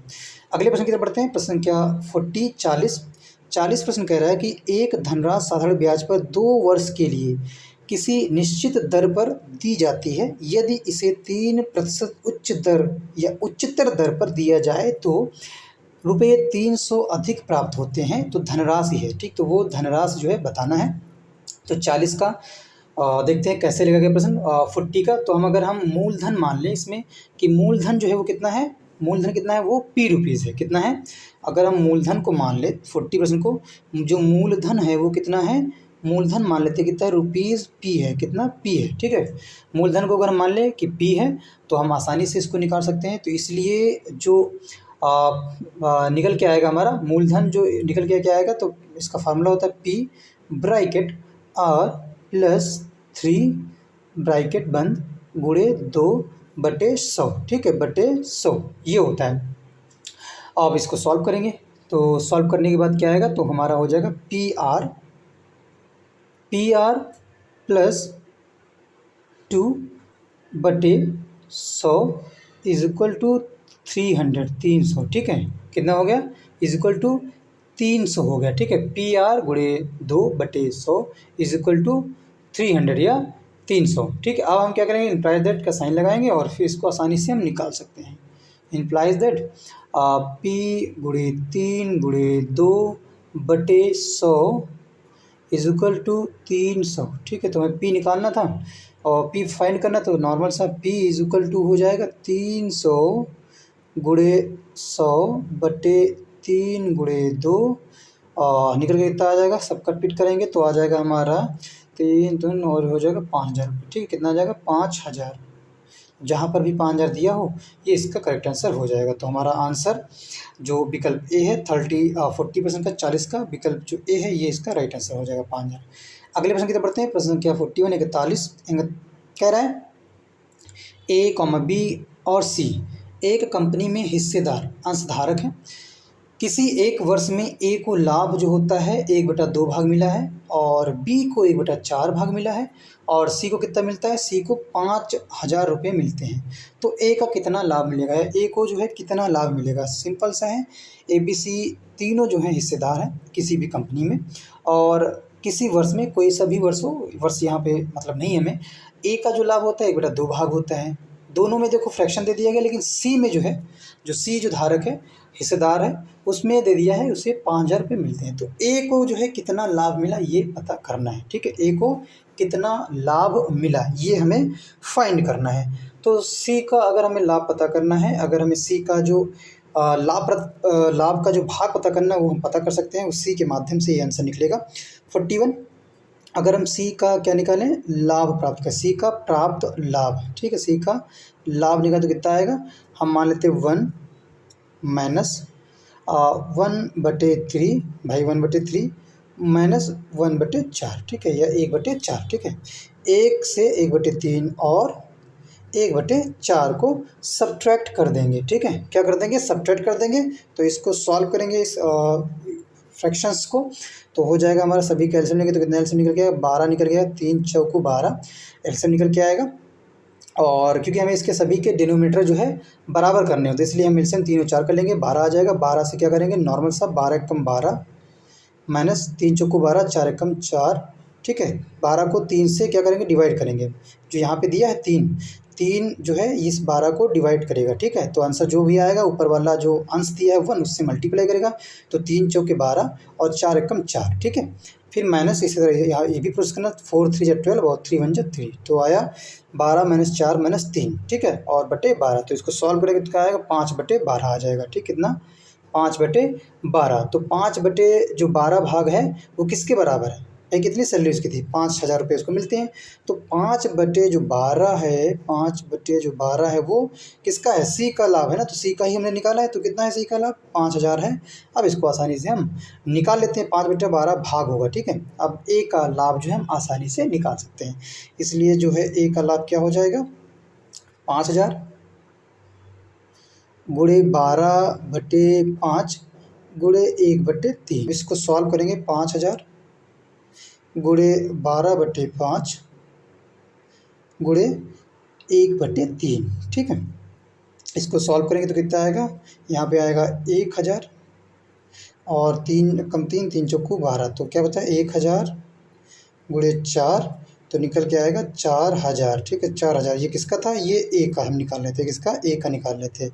तो कितना आंसर हो जाएगा, 4,000। जहाँ पर भी विकल्प में 4,000 है वो इसका राइट आंसर हो जाएगा। तो विकल्प बी जो है ये इसका करेक्ट आंसर हो जाएगा। ठीक, 41 का 4,000। नेक्स्ट क्वेश्चन की तरफ बढ़ते हैं। प्रश्न क्या 42 प्रश्न कह रहा है कि एक समबाहु त्रिभुज की ऊंचाई क्या होगी जिसकी प्रत्येक भुजा 4 सेंटीमीटर है। ठीक है, तो 42 का समबाहु त्रिभुज पूछ रहा है। तो समबाहु त्रिभुज को पता करने के लिए हम क्या करेंगे, इस प्रश्न को लगाने के लिए नॉर्मल सा इसका सूत्र है, क्या होता है, √3/2 गुणे भुजा। ठीक है, गुणे भुजा अगर हमें ऊंचाई पता करनी है तो। ठीक है, तो ये हमें ऊंचाई निकल के आएगी, ऊंचाई पता करने के लिए √3/2 इंटू भुजा। तो √3/2 ऐसे लिखा, भुजा कितनी है, 4 दी है। तो √3/2 गुणे 4 2 दूना 4। तो क्या हो जाएगा, √2/3 कितना आ जाएगा, √2/3 आ जाएगा। ठीक, √2/3 सेंटीमीटर। तो जहाँ पर भी ये आंसर दिया वो आंसर राइट हो जाएगा। तो विकल्प बी जो है ये इसका राइट आंसर हो जाएगा 42 प्रश्न का। नेक्स्ट क्वेश्चन, प्रश्न संख्या 43। एक त्रिभुज की तीनों भुजाओं की लंबाई क्रमशः दी है 35 40 45। ने त्रिभुज का क्षेत्रफल पता करना है। नॉर्मल सा है, त्रिभुज का क्षेत्रफल पता करने के लिए क्या लगाएंगे, पहले तो हम सबसे पहले इसमें हम जब त्रिभुज का फार्मूला जो होता है, जो क्षेत्रफल का फार्मूला क्या होता है सभी को पता होगा, क्या होता है त्रिभुज के क्षेत्रफल का फार्मूला होता है रूट, ध्यान रखिएगा बहुत ही अच्छा क्वेश्चन है, S bracket S minus A और इसी तरह से S माइनस B, इसी तरह से S माइनस C। ठीक है, ये होता है त्रिभुज के क्षेत्रफल का क्षेत्रफल का फार्मूला। तो जो एस जो होता है ये क्या होता है, एस होता है अर्ध परिमाप ऑफ त्रिभुज, ठीक है। ये होता है अर्ध परिमाप किसका, त्रिभुज का। तो सबसे पहले हमें यहाँ पे देखो सभी चीज़ें दी हुई है, ए दिया है, बी दिया है, सी दिया है, लेकिन एस की वैल्यू हमें फाइंड करनी, जो कि क्या है, जो हमारा समबाहु त्रिभुज जो होता है, ये जो त्रिभुज होता है जो भी है उसका अर्ध परिमाप होता है एस। एस जो होता है क्या होता है, अर्ध परिमाप होता है। तो हम सबसे पहले अर्ध परिमाप को फाइंड कर लेंगे।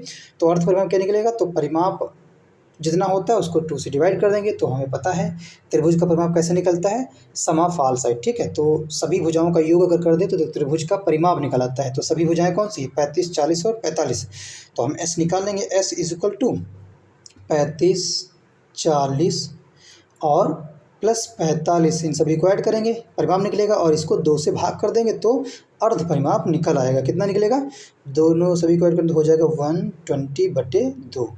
कट करेंगे तो आ जाएगा 60 सेंटीमीटर। कितना आ जाएगा, 60 सेंटीमीटर। तो 60 सेंटीमीटर जो है ये एस निकल है। अब उस एस जो है उस फार्मूले में, त्रिभुज के फार्मूला जो क्षेत्रफल का है उसमें हम पुट कर देंगे वैल्यू एस की। तो क्या आ जाएगा, 60 ब्रैकेट 60 माइनस 35 ब्रैकेट क्लोज, फिर ब्रैकेट 60 माइनस बी कितना है 40, 40, देन फिर है 60 ब्रैकेट माइनस 45, ठीक है। सभी को पहले सब्ट्रैक्ट करेंगे, सब्ट्रैक्ट करने पे कितना आएगा, सब्ट्रैक्ट करने पे आ जाएगा हमारा आपका, सभी को सब्ट्रैक्ट करेंगे कितना आ जाएगा, हमारा आ जाएगा यहाँ पे 15 आएगा, 15 गुणे 4 गुणे 5 गुणे 5 गुणे 4 गुणे 5 गुणे 15, ठीक है। ये आएगा सब्ट्रैक्ट करने पे, ठीक है। तो अब इसमें क्या करेंगे, सिंपल सा है। अब नॉर्मल सा जो पेयर बन रहे, जैसे यहाँ पे आप देख रहे होंगे 15 × 4 है, 5 × 5 है, और 4 × 5 है, और 5 × 15 है, ठीक है। तो नॉर्मल साइज़ का क्या हो जाएगा, इसको जब सॉल्व करेंगे तो हमारा निकल के आएगा 15 × 4 √5, ठीक, 15 × 4 √5 सेंटीमीटर स्क्वायर, सेंटीमीटर स्क्वायर निकलेगा। इसको सॉल्व करेंगे तो क्या हो जाएगा, ये इसको सॉल्व करेंगे तो हो जाएगा हमारा 15, और ये हो जाएगा 300 गुणे 2.2361। फिर इसको सॉल्व करेंगे तो कितना हो जाएगा हमारा 670.82 सेंटीमीटर स्क्वायर, ये इसका आंसर हो जाएगा। तो जहाँ पर भी 670.82 सेंटीमीटर दिया है वही इसका एग्जैक्ट आंसर होगा। तो ऑप्शन हमारा विकल्प 43 का जो है, 43 का जो है ऑप्शन जो हमारा सी है ये राइट हो जाएगा, ठीक है। विकल्प सी जो है ये करेक्ट आंसर हो जाएगा। अगले प्रश्न की तरफ बढ़ते हैं। प्रश्न संख्या 44, 44 प्रश्न कह रहा है, रघु ने 1200 किलोमीटर यात्रा हवाई जहाज़ से तय की, जो उसकी कुल यात्रा का 2/5 भाग थी। जो टोटल रघु ने जो यात्रा की थी 12,000 किलोमीटर यात्रा हवाई जहाज़ से उसने तय की, ठीक है। तो उसकी जो कुल यात्रा थी, ठीक है, वो उसका 2/5 भाग थी जो उसने हवाई जहाज़ से यात्रा तय की 12,000 किलोमीटर। उसने कुल यात्रा का 1/3 भाग जो है कार द्वारा तथा शेष यात्रा का भाग रेलगाड़ी द्वारा तय किया। तो रेलगाड़ी द्वारा तय की गई दूरी हमें बताना है। बहुत ही आसान सा और सिंपल सा प्रश्न है, ठीक है। अब हम अगर रेलगाड़ी द्वारा तय की गई यात्रा का अगर भाग निकले तो कैसे निकलेगा, नॉर्मल हम मान लेते हैं कि जो टोटल यात्रा है वो 1 है। क्या है, टोटल जो यात्रा है वो हम 1 अगर मान लें तो सिंपल सा है, हम रेलगाड़ी के द्वारा तय की गई यात्रा का जो भाग है आसानी से निकाल सकते हैं, ठीक है। रेलगाड़ी के द्वारा तय की गई यात्रा का भाग कितना हो जाएगा, तो हो जाएगा 1 माइनस 2/5, ठीक है, माइनस 2/5 है यहाँ पे, और माइनस 1/3, इनको सब्ट्रैक्ट करेंगे तो क्या आ जाएगा 15 माइनस 6 माइनस 5/15, ठीक है। क्योंकि 15, 5 और 3 कैल्शियम लेंगे तो कितना आ जाएगा 15 आ जाएगा, ठीक है। 5 और 3 कैल्शियम लेंगे तो कितना आ जाएगा 15 आ जाएगा, सिंपल सा है। 5 और 3 कैल्शियम लेंगे तो आ जाएगा 15, ठीक है, 15 आ जाएगा। अब इसको सॉल्व कर देंगे हम।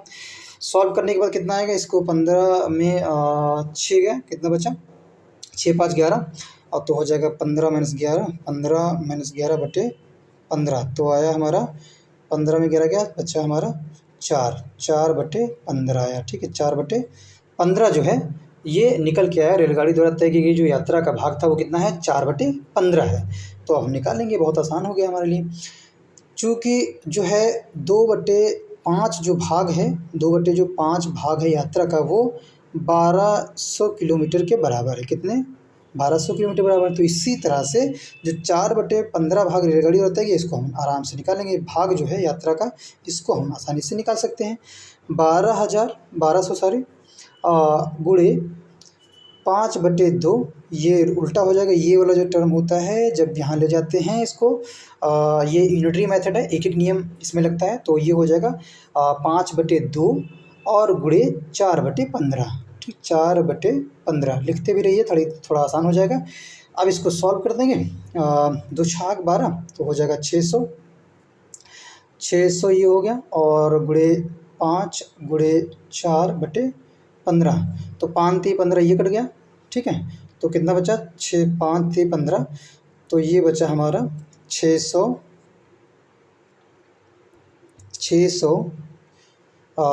गुणे कितना बचा था, 5/15।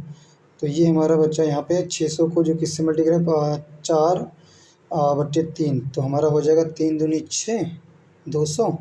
तो ये कट गया हमारा, सॉरी 200 ये नहीं, ये कटेगा, ठीक है। तो आ जाएगा हमारा 200। जब इसको सॉल्व करेंगे इस पूरे को जब सॉल्व करेंगे, 600 गुणे 4/3, तो कितना आ जाएगा हमारा, 3 दूनी 6, 200। तो 200 गुणे 4 इक्वल टू 4 दूनी 8, 800 km, ठीक, किलोमीटर। तो जहाँ पर भी 800 है वो इसका राइट आंसर हो जाएगा। तो विकल्प डी जो है 44 प्रश्न में विकल्प जो डी है ये इसका राइट आंसर हो जाएगा। अगले प्रश्न की तरफ बढ़ते हैं। प्रश्न संख्या नेक्स्ट 45 प्रश्न कह रहा है, एक शोधकर्ता ने जो है निम्नलिखित प्रतिदर्श, ठीक है, निम्नलिखित जो है एक शोधकर्ता ने प्रश्न 45, एक शोधकर्ता ने निम्नलिखित प्रतिदर्श आंकड़ों को एकत्रित किया, और वो आंकड़े हमारे हैं 5 12 6 8 5 6 7 5 12 4 1। इसकी जो है सिर्फ नॉर्मल से माध्यिका पूछ रहा है, मीडियन पूछ रहा है 45 प्रश्न में। तो कुछ नहीं करना है, नॉर्मल सा हम मीडियन के माध्यम से पहले इसको हम जो नंबर दिए हैं, जो आंकड़े, जो डाटा है, इसको हम आरोही या अवरोही क्रम में इसको सही कर लेते हैं। तो आरोही क्रम में हम करेंगे तो क्या हो जाएगा, आरोही क्रम में हम करेंगे तो आरोही क्रम जो होता है वो बढ़ते क्रम होता है। तो सबसे पहले 1 करेंगे, 4 करेंगे, 1 4, 5 5 1, 4, 5 5 5 और 5 और 6 और 7, फिर है 8 12 12, ठीक है, 12। ये हो गया जो है आरोही क्रम। अब कुल पदों की संख्या कितनी है, हमें टोटल जो पद हैं, जो कुल पद हैं कितने हैं, कुल जो पद हैं कितने हैं, वो हमारे 11 पद हैं। कितने हैं, 11 पद हैं हमारे। टोटल कितने हैं, 11 पद हैं। तो आप माध्यिका आराम से निकाल लेते हैं। क्या होगा, n+1/2 पद होता है माध्यिका का फार्मूला। अभीष्ट जो माध्यिका क्या होता है, फार्मूला होता है माध्यिका का अगर हमें फार्मूला निकालना है तो क्या होता है, माध्यिका का जो होता है क्या होता है, इक्वल टू n+1/2 और ये जो रहता है वहाँ पद, ठीक है, वहाँ पद ऐसे लिखा जाता है, ठीक है। तो अब इसको n कितना है हमारा 11 है, +1/2, तो इसको सॉल्व करेंगे तो हो जाएगा 12/2 वहाँ पद तो हो जाएगा 2 छाक 12, 6 आएगा। छठवां जो पद होगा वो जो है इसका माध्यिका होगा। तो काउंट कर ले, जो आरोही क्रम में हमने लिखा था, तो छठवां पद कौन सा था, आरोही क्रम। फिर से एक बार लिख लेते हैं। तो आरोही क्रम हमारा था 1 4 5 5 5, 1 4 5 5 5, फिर है 6, 6 और 7, 8, 12, ठीक है। अब छठवां पद कह रहा था ना, छठवां निकला था, छठवां पद। तो छठवां पद कौन है, 1 2 3 4 5 6, तो छठवां पद छठा ही है, तो 6 जो है वो आंसर हो जाएगा। जो माध्यिका है वो 6 हो जाएगी, ठीक है। विकल्प 45 का ए जो है ये राइट हो जाएगा, ठीक है। अगले प्रश्न की तरफ बढ़ते हैं। प्रश्न संख्या प्रश्न नेक्स्ट कह रहा है, यदि एक त्रिभुज, ठीक है, यदि एक त्रिभुज जो है 46 यदि एक त्रिभुज की भुजाओं का जो अनुपात है वो 3:4:5 अनुपात है और उसका क्षेत्रफल जो है 216 वर्ग सेंटीमीटर है, तो त्रिभुज का जो है परिमाप क्या होगा। क्षेत्रफल दिया है और भुजाएं ना देकर के भुजाओं का अनुपात दिया है, रेशियो दिया है, और फिर कह रहा है कि त्रिभुज का जो है परिमाप आपको बताना है। तो बहुत ही सिंपल सा है। पहले हम परिमाप पता करने के लिए हमें क्या होता है भाई, त्रिभुज का परिमाप क्या होता है, समाफल सेट सभी भुजाओं का योग। तो हमें यहाँ पे भुजाएं ना देकर के भुजाओं का क्या दिया है, भुजाओं का दे दिया है रेशियो। तो पहले हम भुजाएं निकालेंगे कि भुजाएं कितनी कितनी हैं। तो सिंपल सा है, बहुत ही सरल प्रश्न है। 46 मान लेते हैं भुजाएं x है, तो क्या हो जाएगा, तो हो जाएगा 3x हो जाएगा एक, दूसरी हो जाएगी, दूसरी यहाँ पे क्या दी है, दूसरी हो जाएगी हमारी 3x हो गया, दूसरा है हमारा 4x हो जाएगा, इसको देखो, और तीसरा जो हो जाएगा 5x हो जाएगा। ठीक, क्या हो जाएगा, एक 3x एक 4x और एक 5x, ये हमारी भुजाएं हैं। ठीक है, त्रिभुज की जो भुजाएं इस तरह से हैं। अब ये त्रिभुज जो है समकोणीय त्रिभुज है। कैसा है, समकोणीय त्रिभुज है। किस तरह से, देखो ये 3x² करेंगे प्लस 4x² करेंगे इज इक्वल टू निकल के आएगा 5x² के बराबर होगा। ठीक है, ये समकोण त्रिभुज में ऐसा होता है। ठीक है, इसमें कभी आपने देखा होगा, पढ़ा होगा, समकोण त्रिभुज में अगर एक लाइन 3 है, दूसरी 4 है, तो तीसरी वाली क्या हो जाएगी, 5 हो जाएगी। ठीक है, क्लियर है, एक 3 है, दूसरी 4, तो तीसरी जो हो जाएगी हो जाएगी 5 हो जाएगी। तो इस दृष्टि से ये कैसा त्रिभुज है, ये एक समकोणीय त्रिभुज है। कैसा है, समकोणीय त्रिभुज है, क्योंकि भुजाओं से ही पता चल गया कैसा है, समकोणीय है। त्रिभुज का क्षेत्रफल अगर निकालें तो क्या हो जाएगा, half base into height, base into height. ठीक है, आधार गुणे ऊंचाई, 1/2 गुणे आधार, बेस का मतलब होता है आधार, h फॉर हाइट ऊंचाई। तो 1/2 बेस कितना था, बेस हमारा 3x था, हाइट थी हमारी 4x।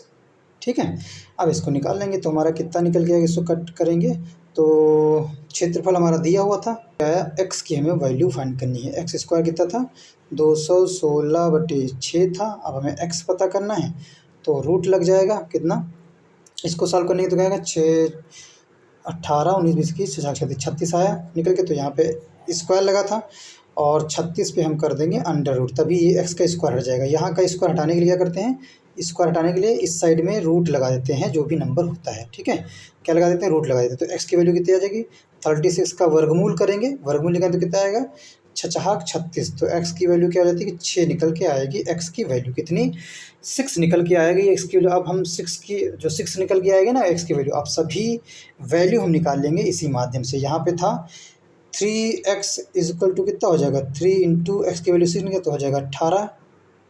इसी तरह से 4x is equal to 4 into 6 तो हो जाएगा 24। इसी तरह से 5x जो था ये हो जाएगा 5 इंटू 6 तो हो जाएगा 30। तो अब परिमाप पूछ रहा था तो सभी को ऐड कर लो, इन तीनों को परिमाप पूछ रहा है ना, तो सभी को जो है हम ऐड कर लेंगे। तो सभी को ऐड करने पे कितना निकल के आएगा हमारा, ऐड कर लो, जो भी निकल के आएगा वो हमारा परिमाप हो जाएगा। तो 72 जो है इसका निकल के आएगा, कितना, 72। तो जहाँ पर भी आंसर 72 दिया हो इसका राइट आंसर हो जाएगा, विकल्प डी जो है इसका करेक्ट आंसर हो जाएगा। नेक्स्ट क्वेश्चन की तरफ बढ़ते हैं। दो संख्याओं का लघुत्तम समापवर्तक जो एलसीएम है वो 520 है, उनका महत्तम समापवर्तक क्या एचसीएफ जो है 4 है। इनमें से एक संख्या 52 है, तो दूसरी संख्या पता करना बहुत ही सिंपल है। एलसीएम दिया है, एचसीएफ दिया है और एक संख्या भी दी है, तो दूसरी संख्या का फार्मूला होता है, सिंपल फार्मूले रखो और आंसर आपके हाथ में। तो क्या होता है फार्मूला, फार्मूला होता है, ये कहता है कि पहली संख्या, ठीक है, पहली संख्या गुणे पहली संख्या गुणे दूसरी संख्या, ठीक है, हम दो लिख रहे हैं, आप समझिएगा दूसरी संख्या इज इक्वल टू होता है मासा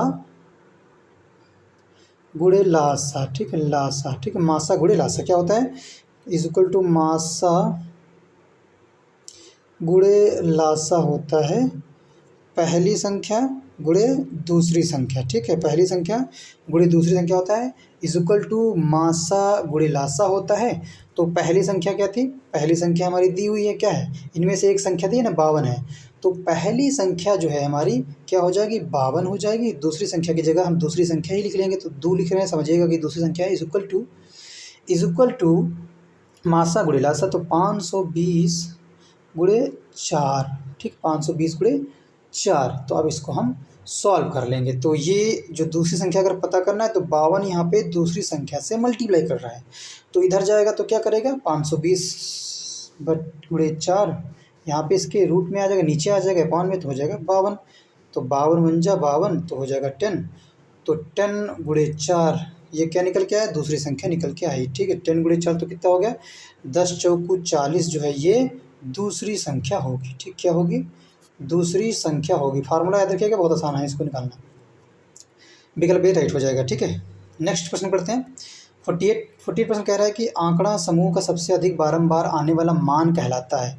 आंकड़ा समूह का सबसे अधिक बारंबार आने वाला जो मान है वो क्या कहलाता है 48% का, तो हो जाएगा हमारा ऑप्शन ए जो है बहुलक उसे बोलते हैं। जो बहुत बार आता है उसे क्या बोलते हैं, बार बार आए उसे बहुलक बोलते हैं। विकल्प ए जो है ये राइट हो जाएगा।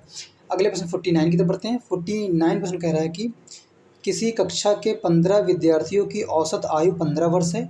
इनमें से 5 विद्यार्थियों की जो औसत आयु है वो 14 वर्ष है तथा अन्य 9 विद्यार्थियों की औसत आयु 16 वर्ष है। 15वें विद्यार्थी की आयु है, जो 15वें हैं, 15वें विद्यार्थी की आयु क्या होगी ये बताना है। तो बहुत सिंपल सा प्रश्न है। 15वें विद्यार्थी की आयु कैसे निकलेगी, सिंपल सा है, कुछ नहीं करना है, बस प्रश्न को फिर से समझिएगा। किसी कक्षा में 15 विद्यार्थियों की जो औसत आयु जो है वो कितनी है, 15 वर्ष है। ठीक है, इनमें से 5 विद्यार्थियों की जो औसत आयु कितनी है, 14 वर्ष है। कितनी, 14 वर्ष है। कितने विद्यार्थी, कितने विद्यार्थी, 5 विद्यार्थी। ठीक है, तो सिंपल सा है, 15 विद्यार्थियों की जो औसत आयु है 15 वर्ष है, माइनस कर देंगे 5 जो विद्यार्थी उनकी औसत आयु कितनी 4 वर्ष 14 वर्ष है, तो 5 गुणे 14। फिर कहता है अन्य 9 विद्यार्थियों की औसत आयु 16 है, तो फिर माइनस करेंगे 9 इंटू 16।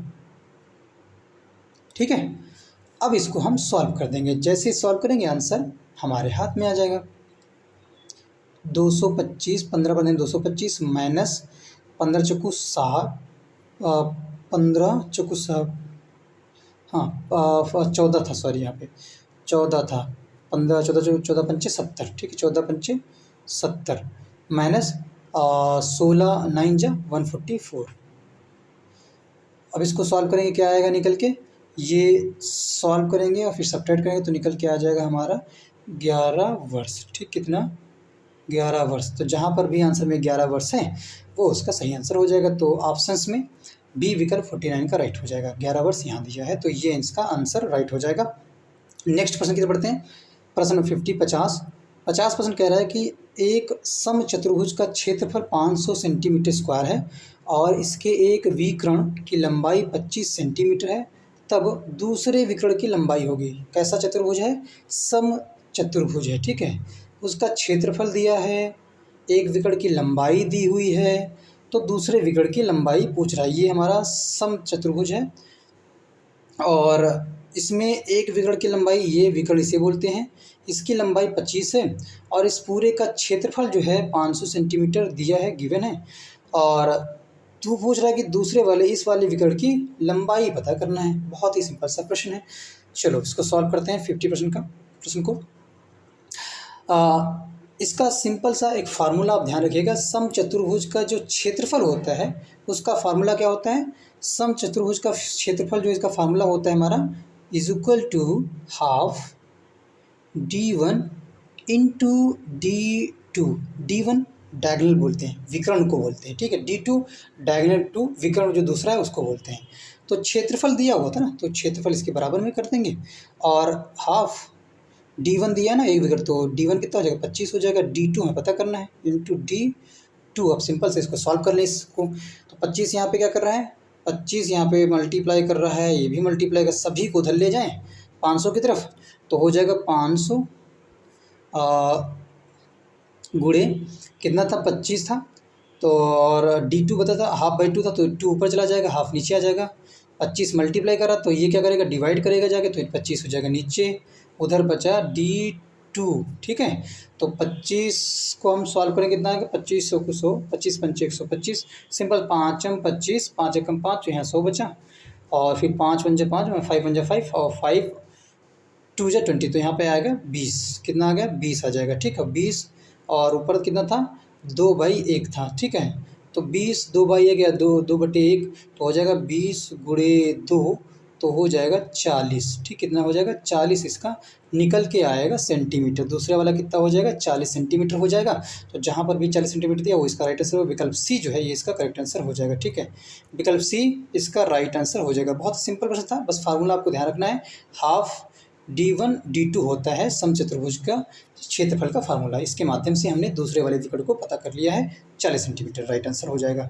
चलिए नेक्स्ट क्वेश्चन की तरफ बढ़ते हैं। अगला प्रश्न देखते हैं क्या कह रहा है। नेक्स्ट 51 प्रश्न कह रहा है गांधी जी ने भारत छोड़ो आंदोलन, ठीक है 51 प्रश्न, गांधी जी ने भारत छोड़ो आंदोलन कब शुरू किया था? इसका करेक्ट आंसर क्या हो जाएगा प्रश्न 51 का? ऑप्शन जो विकल्प बी है 1942 को गांधी जी ने भारत छोड़ो जो है आंदोलन शुरू किया था। ठीक है, ये डेट क्या थी? 9 अगस्त 1942। ध्यान रखिएगा 9 अगस्त 1942 को जो है गांधी जी ने भारत छोड़ो आंदोलन की जो है शुरुआत की थी। और इसी आंदोलन में जो है गांधी जी ने करो या मरो का नारा दिया था। करो या मरो का जो है गांधी जी ने नारा दिया था इसी आंदोलन में, ये भी ध्यान रखिएगा।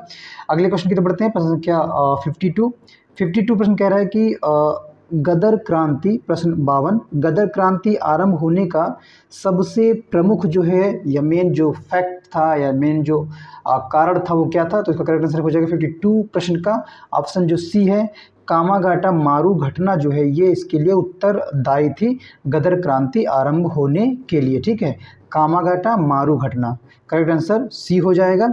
यह इतिहास की वो घटना है जिसमें जो है भारतीय अप्रवासियों से भरे कामागाटा मारू नामक जो है कामागाटा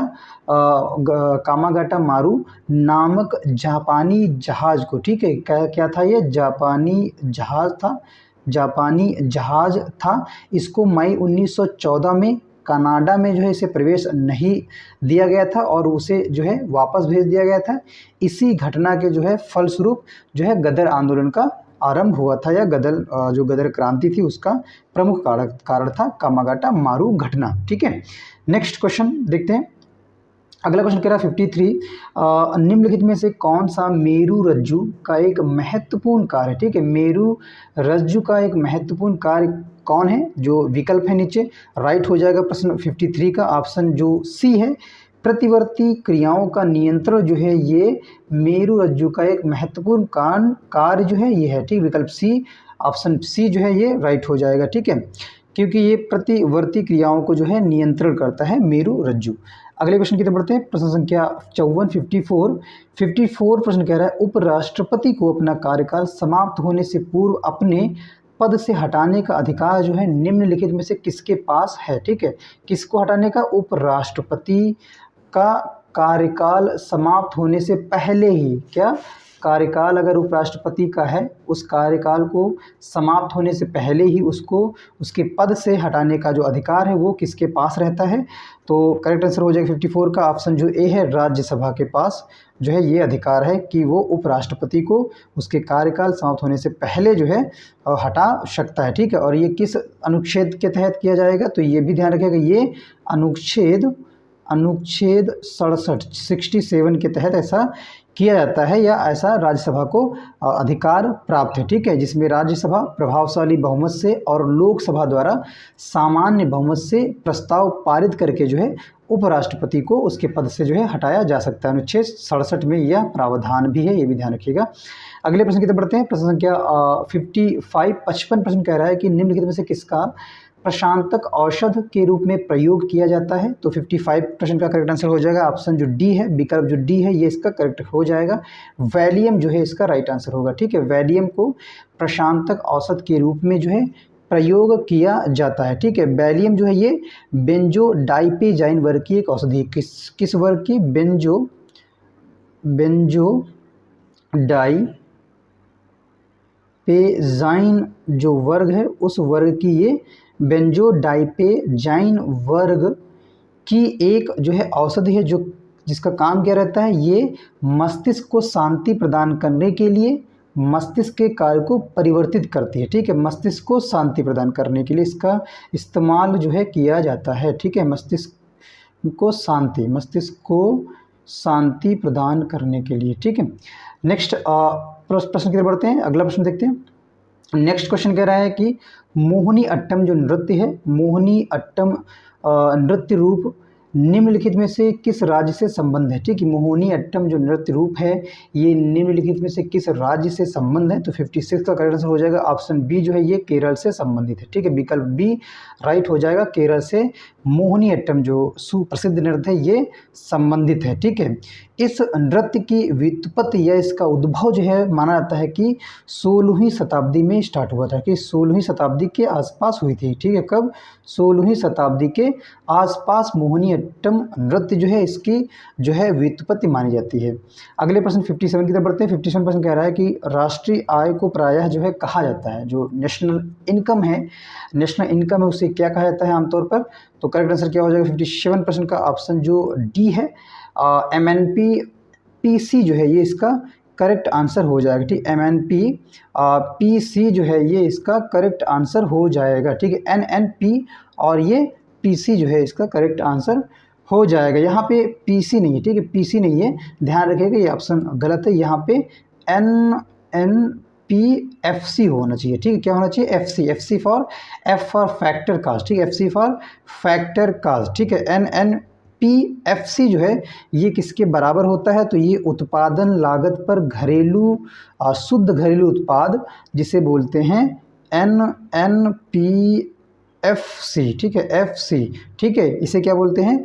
उत्पादन लागत पर शुद्ध राष्ट्रीय उत्पाद। ठीक है, किस पे? जो FC होता है ये क्या होता है? Factor cost. ठीक है, तो ये होता है उत्पादन लागत पर जो है शुद्ध राष्ट्रीय उत्पाद को देश के निवासियों की उपार्जन आय के रूप में जो है परिभाषित किया जाता है। ठीक है, NNFC को।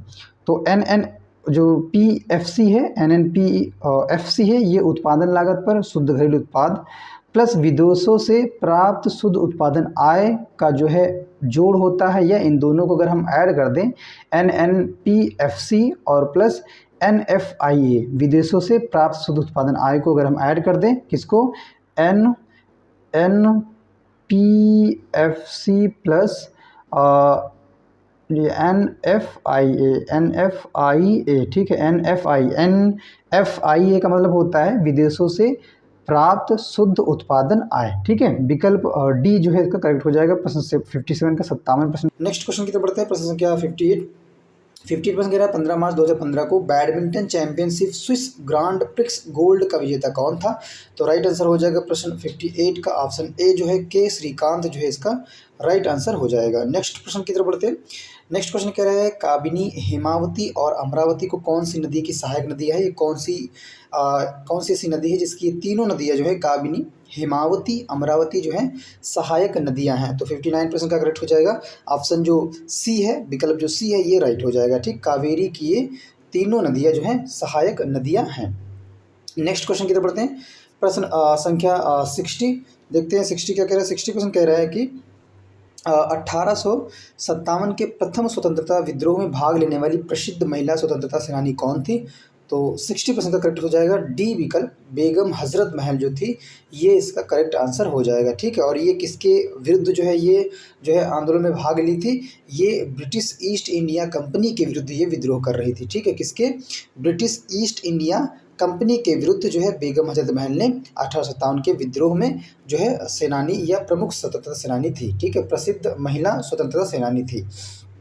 नेक्स्ट क्वेश्चन, समान प्रावस्था में कंपायन माध्यम के किन्हीं दो सबसे निकटतम कणों के बीच की दूरी होती है? तो करेक्ट आंसर हो जाएगा 61% का ऑप्शन जो ए है ये राइट हो जाएगा। इसे तरंग धैर्य बोलते हैं। समान प्रावस्था में कंपायन माध्यम के किन्हीं दो सबसे निकट कणों के बीच की दूरी जो है वो तरंग धैर्य होती है, जिसे वेवलेंथ बोलते हैं, और इसे लैम्डा के द्वारा जो है व्यक्त किया जाता है। ठीक, इसे लैम्डा के द्वारा व्यक्त किया जाता है। ये इसका साइन होता है, लैम्डा के द्वारा इसको व्यक्त किया जाता है। और तरंग दैर्घ्य को भी समझ लेते हैं कि माध्यम के किसी कण के एक पूरा कंपन किए जाने में तरंगे जितनी दूरी तय करती, ठीक, जितनी भी दूरी तय करेंगी तरंगे उन्हें ही तरंग दैर्घ्य के नाम से जानते हैं, उन्हें बोलते हैं। अगले प्रश्न की तरफ बढ़ते हैं। नेक्स्ट क्वेश्चन 67% कह रहा है शहरों के बाहरी आर्थिक सुअवसर बनाने के लिए स्पेस मॉडल शहरी आधारभूत संरचना और सेवाएं ग्रामीण केंद्रों में स्थापित करने का प्रस्ताव रखता है। तो करेक्ट आंसर हो जाएगा 62% का ऑप्शन जो बी है पूरा जो है ये इसका राइट आंसर हो जाएगा। ठीक है, पूरा जो है करेक्ट आंसर हो जाएगा। 63 क्वेश्चन देखते हैं।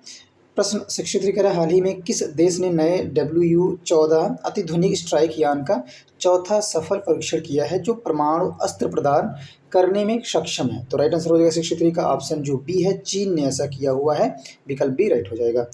नेक्स्ट क्वेश्चन 64 64 प्रश्न कह रहा है कि यांत्रिक ऊर्जा को वैद्युत ऊर्जा में रूपांतरित करने के लिए स्पेस का प्रयोग किया जाता है। किसका प्रयोग किया जाता है? जो यांत्रिक ऊर्जा को वैद्युत ऊर्जा में परिवर्तित या रूपांतरित करती है। तो करेक्ट हो जाएगा डायनमो, इसका राइट आंसर हो जाएगा। Dynamo is the right answer.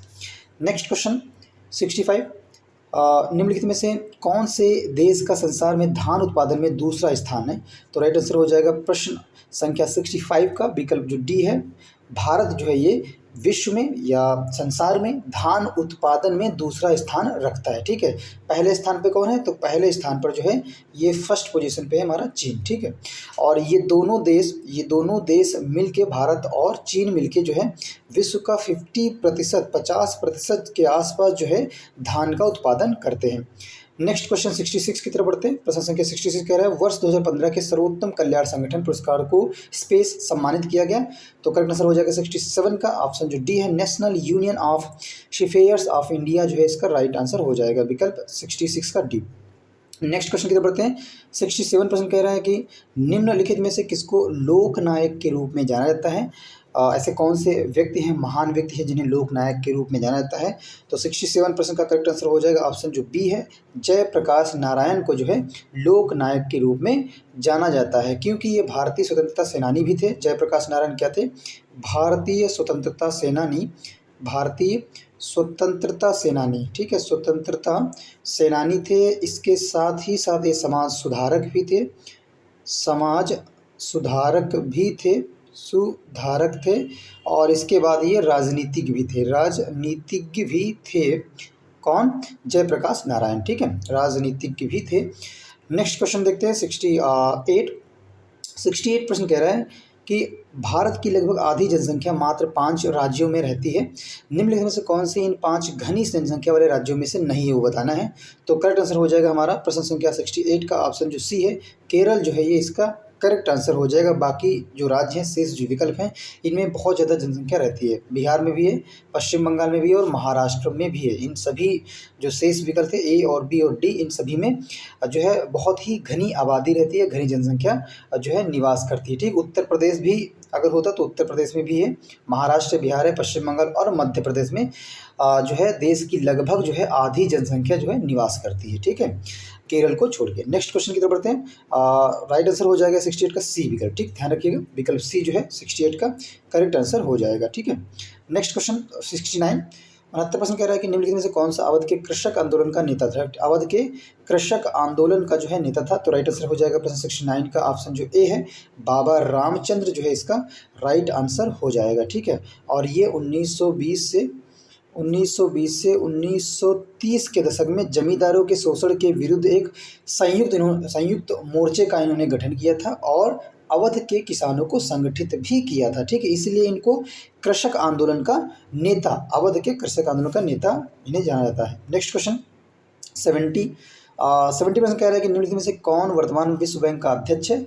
तो विश्व बैंक का प्रेजेंट टाइम में अध्यक्ष पूछ रहा है, तो ये प्रश्न मैं आप सभी के लिए छोड़ रहा हूँ और इस प्रश्न का जवाब जो है आप सभी हमें कमेंट बॉक्स में जरूर दीजिएगा, मैं आप सभी पे ये छोड़ रहा हूँ। तो बढ़ते हैं नेक्स्ट क्वेश्चन की तरफ। प्रश्न संख्या 71 में कह रहा है कि मशरूम जो है किसके उदाहरण है? तो करेक्ट आंसर हो जाएगा मशरूम 71 का प्रश्न एक जो है वायरस जो है विषाणु के ये उदाहरण है। नेक्स्ट प्रश्न 72 प्रश्न कह रहा है दिल्ली मेट्रो को अपनी प्रथम ड्राइवर रहित रेलगाड़ी किस देश से प्राप्त हुई है? तो राइट हो जाएगा प्रश्न 72 का ऑप्शन जो बी है, विकल्प जो बी है ये इसका करेक्ट आंसर हो जाएगा। ठीक है, दक्षिणी कोरिया से दिल्ली मेट्रो को अपनी प्रथम ड्राइवर रहित रेलगाड़ी जो है देश को प्राप्त हुई है। नेक्स्ट क्वेश्चन 73 प्रश्न कह रहा है कि भारत में पंचायती राज व्यवस्था या राज स्थापित करने वाले प्रथम 2 राज्य पूछ रहा है कौन से थे? तो राइट आंसर हो जाएगा 73 का ऑप्शन सी जो है राजस्थान और आंध्र प्रदेश जो है ये इसका करेक्ट आंसर हो जाएगा। ठीक है, तो राजस्थान जो है ये यहाँ पर ही राजस्थान में ही सबसे पहले 2 अक्टूबर 1959 59 को राजस्थान के नागौर ज़िले में, ठीक, कहाँ पे, कौन सा ज़िला था, राजस्थान का नागौर ज़िला था। तो नागौर ज़िले में सबसे पहले यहाँ पे ये जो पंचायती राज व्यवस्था है इसको स्थापित किया गया था। इसके बाद जो सेकंड नंबर पे था वो आंध्र प्रदेश हमारा था। ये सेकंड नंबर पे अपनाने वाला जो है स्टेट था या राज्य था। नेक्स्ट क्वेश्चन 74% कह रहा है कि भारत ने पृथ्वी के धरातल का कितना प्रतिशत जो है घेरा हुआ है। तो करेक्ट आंसर हो जाएगा 74% का ऑप्शन जो डी है, 2.4 जो है प्रतिशत जो है धरातल का, पृथ्वी के धरातल का भारत ने घेरा हुआ है। ठीक, इस दृष्टि से भारत जो है विश्व का 7वां सबसे बड़ा देश है, ये भी ध्यान रखिएगा। 7वां सबसे बड़ा देश है। ठीक है, 7वां सबसे बड़ा देश है इस दृष्टि से। नेक्स्ट क्वेश्चन 75% कह रहा अशोक के आक्रमण के दौरान कलिंग, जिसे पूर्वी प्रांत के नाम से जानते थे, की राजधानी कौन सी थी। तो करेक्ट हो जाएगा हमारा विकल्प डी जो है तोशाली जो है, ये इसका राइट आंसर हो जाएगा। ठीक है, मौर्य साम्राज्य के दौरान जो है ये तोसाली जो थी ना, ये कलिंग वर्तमान में जो पूर्वी प्रांत था, इस समय जो कलिंग है या पूर्वी प्रांत है किस नाम से जाता है, इसको वर्तमान समय में उड़ीसा के नाम से जाना जाता है। ठीक है, उड़ीसा या उड़ीसा। ठीक है, तो ये राजधानी थी। ठीक है, और कलिंग युद्ध में ही जो व्यापक नरसंहार हुआ था उसके परिणाम स्वरूप ही जो अशोक थे इन्होंने शस्त्र त्याग की घोषणा की थी। ठीक है, और इसके बाद शस्त्र त्याग करने की घोषणा के बाद इन्होंने बौद्ध धर्म को स्वीकार कर लिया था। ठीक है, बौद्ध धर्म को इन्होंने स्वीकार कर लिया था अशोक जी ने। नेक्स्ट क्वेश्चन 76% की तरफ बढ़ते हैं। 76% कह रहा है, या बाकी जितने भी प्रश्न रहेंगे आपके 100 तक, ये सभी जो है ग्रामीण विकास से या ग्रामीण परिवेश से प्रश्न रहेंगे। तो 76 प्रश्न कह रहा है कि कौन सी उपभाषा राज्य के पश्चिमी भागों रुहेलखंड और ऊपर दोआब में बोली जाती है। तो 76% का करेक्ट आंसर हो जाएगा ऑप्शन बी जो है खड़ी बोली जो है, ये इसका करेक्ट आंसर हो जाएगा। ठीक है, खड़ी बोली जो है मुख्यतः जो है उत्तर प्रदेश, दक्षिणी उत्तराखंड और राजस्थान में बोली जाती है। और उत्तर भारत के इसी भौगोलिक क्षेत्र को जो है परंपरागत रूप से क्या बोलते हैं, दोआब के रूप में जो है इसे वर्णित किया जाता है। नेक्स्ट क्वेश्चन 77% क्या तहसील स्तर पर सरकारी निकायों को क्या कहा जाता है। तो राइट आंसर हो जाएगा 77 का ऑप्शन जो ए है, पंचायत समिति जो है कहा जाता है। ठीक, तहसील स्तर पर। ठीक है, और यही जो तहसील या ये जो तहसील होती है या ये जो है जो पंचायत समिति होती है, ये जो तहसील स्तर पर होती है, जो सरकारी निकाय होती है, ये पंचायत समिति जो है तहसील या तालुकों के गांवों के लिए जो है ये कार्य करती है, जिसे क्या बोलते हैं, जिसे बोलते हैं प्रखंड विकास। ठीक है, ध्यान रखिएगा, जिसे प्रखंड विकास जो है बोलते हैं। ठीक है, प्रखंड विकास। नेक्स्ट क्वेश्चन की तरफ बढ़ते हैं। प्रश्न संख्या 78% कह रहा है कि 2011 की जनगणना के अनुसार उत्तर प्रदेश का सबसे अधिक जनसंख्या वाला शहर जो है कौन सा है। तो राइट आंसर हो जाएगा 78% का ऑप्शन जो ए है, कानपुर जो है इसका राइट आंसर हो जाएगा। ठीक, कानपुर जो है इसका करेक्ट आंसर हो जाएगा। नेक्स्ट क्वेश्चन की तरफ बढ़ते हैं। प्रश्न संख्या 79 कह रहा है कि हाल ही में केंद्र सरकार को प्रस्तुत की गई सी रंगाराजन की रिपोर्ट के अनुसार कोई व्यक्ति जो ग्रामीण क्षेत्र में स्पेस खाली स्थान है रुपये से अधिक खर्च करता है तो उसे गरीब नहीं समझा जाएगा। किसके अनुसार, सी रंगाराजन की रिपोर्ट के अनुसार। और केंद्र सरकार को ये रिपोर्ट प्रस्तुत की गई है। तो राइट आंसर हो जाएगा 79% का ऑप्शन जो ए है, 32 रुपये से अगर वो अधिक खर्च करता है कोई भी ग्रामीण व्यक्ति तो वो गरीब नहीं समझा जाएगा। ठीक है, नेक्स्ट क्वेश्चन 80% की तरफ बढ़ते हैं। प्रश्न 80 कह रहा है कि उत्तर प्रदेश के निम्नलिखित शहरों में से किसे पीतल उत्पादों का जो है अधिकतम निर्यात किया जाता है। उत्तर प्रदेश का कौन सा शहर है। तो राइट आंसर हो जाएगा 80% का ऑप्शन ए जो है मुरादाबाद जो है, ये इसका एग्जैक्ट आंसर हो जाएगा, करेक्ट आंसर हो जाएगा। ठीक है, ये इस मुरादाबाद जो शहर है इसको जो है पीतल नगरी के नाम से भी जाना जाता है। ध्यान रखिएगा, पीतल नगरी के नाम से भी जो है इसको जाना जाता है। मुरादाबाद शहर को प्रासिटी भी बोलते हैं इसको। नेक्स्ट क्वेश्चन की तरफ बढ़ते हैं। 81% कह रहे हैं उत्तर प्रदेश का कितने जिलों में विभाजित किया गया। जो उत्तर प्रदेश है इसको कितने जिलों में जो है विभाजित किया गया है। तो राइट आंसर हो जाएगा हमारा 75 जो जिले हैं उत्तर प्रदेश में, या उत्तर प्रदेश को 75 जिलों में विभाजित किया गया है।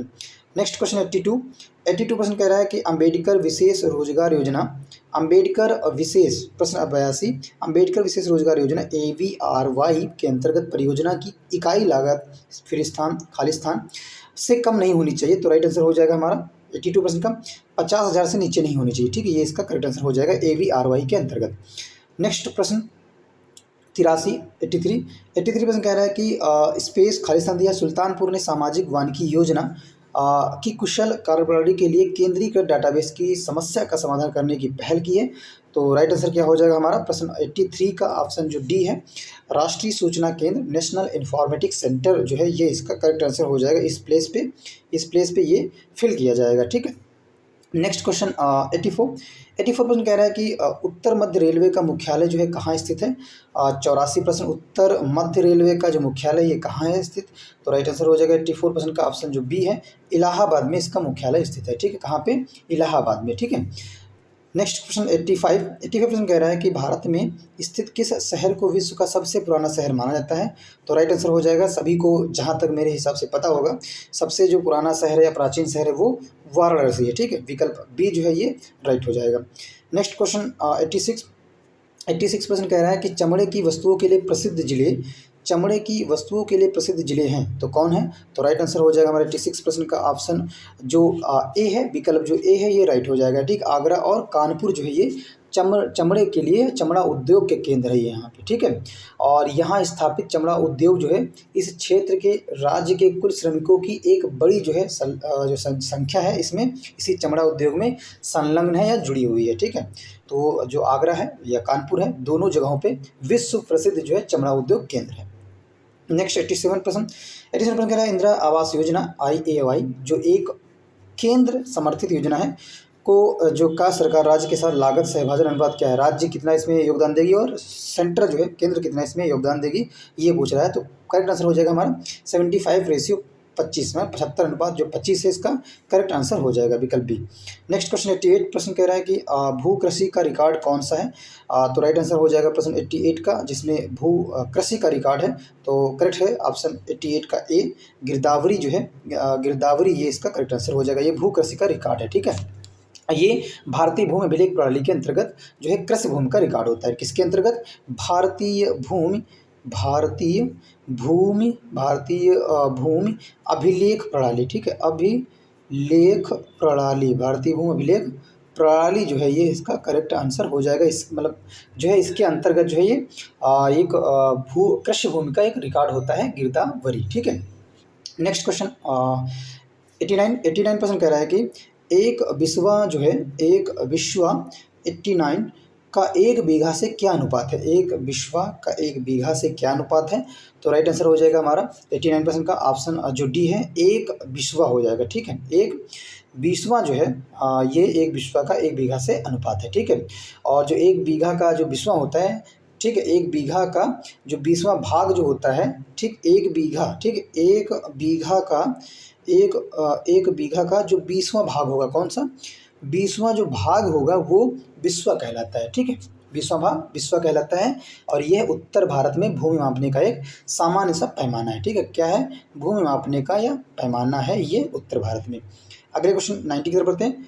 प्रश्न 90 कह रहा है 1 एकड़ जो है ये कितने वर्ग गज के बराबर होता है। तो इसका करेक्ट आंसर हो जाएगा 90% का ऑप्शन जो ए है, 4840 जो है इसका करेक्ट आंसर हो जाएगा, ठीक है। 1 एकड़ कितने वर्ग गज के बराबर है, तो 4840 वर्ग के बराबर है, ठीक है। अगर हम इसको हेक्टेयर में देखें तो हेक्टेयर कितना हो जाएगा, तो 0.405 हेक्टेयर के ये बराबर होगा, ठीक है। अगर फीट की बात करें वर्ग फीट में तो कितना हो जाएगा, तो वर्ग फीट में होगा 43,560, ठीक है। वर्ग फीट के ये बराबर होगा, वर्ग फीट के बराबर होगा, ठीक है। और वर्ग मीटर में अगर हम इसकी बात करें तो वर्ग मीटर में 4047 वर्ग मीटर के बराबर होगा, वर्ग मीटर के ये बराबर होगा। नेक्स्ट क्वेश्चन 91 प्रश्न कह रहा है कि NRIGP नरेगा, ठीक है, नरेगा, ठीक, इसका पूर्ण रूप क्या है। तो करेक्ट आंसर हो जाएगा हमारा 91% का ऑप्शन जो सी है, राष्ट्रीय ग्रामीण रोजगार गारंटी कार्यक्रम जो है ये इसका करेक्ट आंसर हो जाएगा, प्रश्न संख्या 91 का। नेक्स्ट प्रश्न की तरफ बढ़ते हैं। नेक्स्ट प्रश्न कह रहा है कि 92 जिला अस्पतालों के लिए भारतीय लोक स्वास्थ्य मानकों, ठीक, भारतीय लोक स्वास्थ्य मानकों के अनुसार 10 लाख से जनसंख्या वाले प्रत्येक जिले में, अगर किसी जिले में 10 लाख जनसंख्या है तो उसमें कम से कम जो है अस्पताल में, जिला अस्पताल में कितने बिस्तर होने चाहिए, ठीक है। और किसके अनुसार, किसके मानक के अनुसार, भारतीय लोक स्वास्थ्य मानक के अनुसार। तो 92% का करेक्ट आंसर हो जाएगा विकल्प बी जो है, ऑप्शन बी जो है 360 जो है होने चाहिए, ठीक है। कम से कम कितने होने चाहिए, 360 होने चाहिए, ठीक है। नेक्स्ट क्वेश्चन की तरफ बढ़ते हैं। प्रश्न 93 प्रश्न कह रहा है घरेलू व्यक्तिगत सौर हीटर के लिए आर्थिक सहायता योजना के अंतर्गत उत्तर प्रदेश राज्य में क्या प्रोत्साहन दिया जाता है?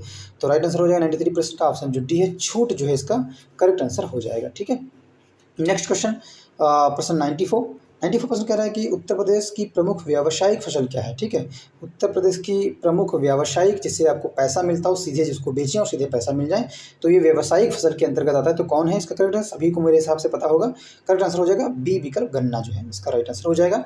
नेक्स्ट क्वेश्चन 95 प्रश्न कह रहा है कि एक ग्राम पंचायत के वार्डों से चुने हुए कितने सदस्य होते हैं जिन्हें पंच कहा जाता है? ठीक है, एक ग्राम पंचायत में ग्राम के वार्डों से चुने हुए कितने सदस्य होते हैं जिन्हें क्या कहा जाता है? जिन्हें पंच जो है कहा जाता है। तो राइट आंसर हो जाएगा 95% का ऑप्शन जो बी है, 7 से 17 जो है जो सदस्य होते हैं जिन्हें पंच कहा जाता है एक ग्राम पंचायत से। नेक्स्ट क्वेश्चन 96 प्रश्न कह रहा है उत्तर प्रदेश के उच्च न्यायालय के मुख्य न्यायाधीश जो है ये नियुक्त किससे किए जाते हैं? तो राइट हो जाएगा आंसर हमारा 96% का ऑप्शन बी जो है, भारत के जो राष्ट्रपति हैं वो उत्तर प्रदेश के उच्च न्यायालय के जो है मुख्य न्यायाधीश जो है नियुक्त करते हैं। ठीक है, विकल्प जो है बी राइट हो जाएगा प्रश्न का। नेक्स्ट क्वेश्चन 97 प्रश्न कह रहा है कि उत्तर प्रदेश में एक वर्ष में न्यूनतम कितनी ग्राम सभा की जो है बैठक या मीटिंग जिसे बोलते हैं होनी चाहिए? कहाँ पे? उत्तर प्रदेश में क्या प्रावधान है, कितनी मीटिंग का प्रावधान है? तो राइट हो जाएगा 97% का ऑप्शन जो डी है, लगभग जो है 2 होनी ही चाहिए ग्राम सभा में एक वर्ष में न्यूनतम जो है बैठक। नेक्स्ट क्वेश्चन 98 प्रश्न कह रहा है कि एक व्यक्ति के लिए पंचायत का सदस्य बनने की न्यूनतम आयु सीमा जो है वो कितनी होती है और किसका सदस्य? पंचायत का सदस्य बनने के लिए। तो राइट हो जाएगा 98% का ऑप्शन जो ए है, विकल्प ए राइट हो जाएगा, 21 वर्ष या 21 वर्ष होनी चाहिए। नेक्स्ट क्वेश्चन 99 प्रश्न कह रहा है कि मध्याह्न भोजन कार्यक्रम के अंतर्गत विद्यालय स्तर पर बच्चों के न्यून भार की प्रतिशतता का आकलन किस आवृत्ति पर किया जाना चाहिए? तो 99% का करेक्ट आंसर हो जाएगा ऑप्शन जो विकल्प जो हमारा ए है ये राइट हो जाएगा, अर्धवार्षिक जो है होना चाहिए, ऑप्शन ए राइट हो जाएगा। नेक्स्ट क्वेश्चन 100 प्रश्न कह रहा है कि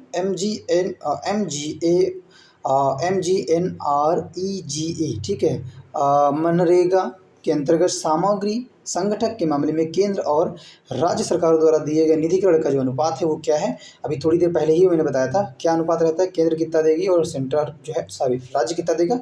तो राइट हो जाएगा हमारा 75:25। ठीक है, ये इसका करेक्ट आंसर हो जाएगा। केंद्र सरकार जो है निधिकरण का अनुपात कितना रहेगा? केंद्र का 75% रहेगा, और जो हमारा राज्य सरकार का रहेगा कितना रहेगा? राज्य सरकार का कितना रहेगा? वो रहेगा 25%। ठीक है, इसी के साथ ये जो आज का प्रैक्टिस सेट था, आज का जो सेशन था जो लेखपाल पे बेस्ड था, लेखपाल की प्रैक्टिस सेट पे बेस्ड था, वो समाप्त होता है। और आशा करता हूँ ये प्रैक्टिस सेट आप सभी के बहुत काम आने वाला है। जो आपका अपकमिंग एग्ज़ाम है जिसकी डेट डिक्लेयर हो चुकी है, महज कुछ ही दिन जो है बचे हुए हैं, तो ढंग से इस प्रैक्टिस सेट को आप बार बार देखिएगा।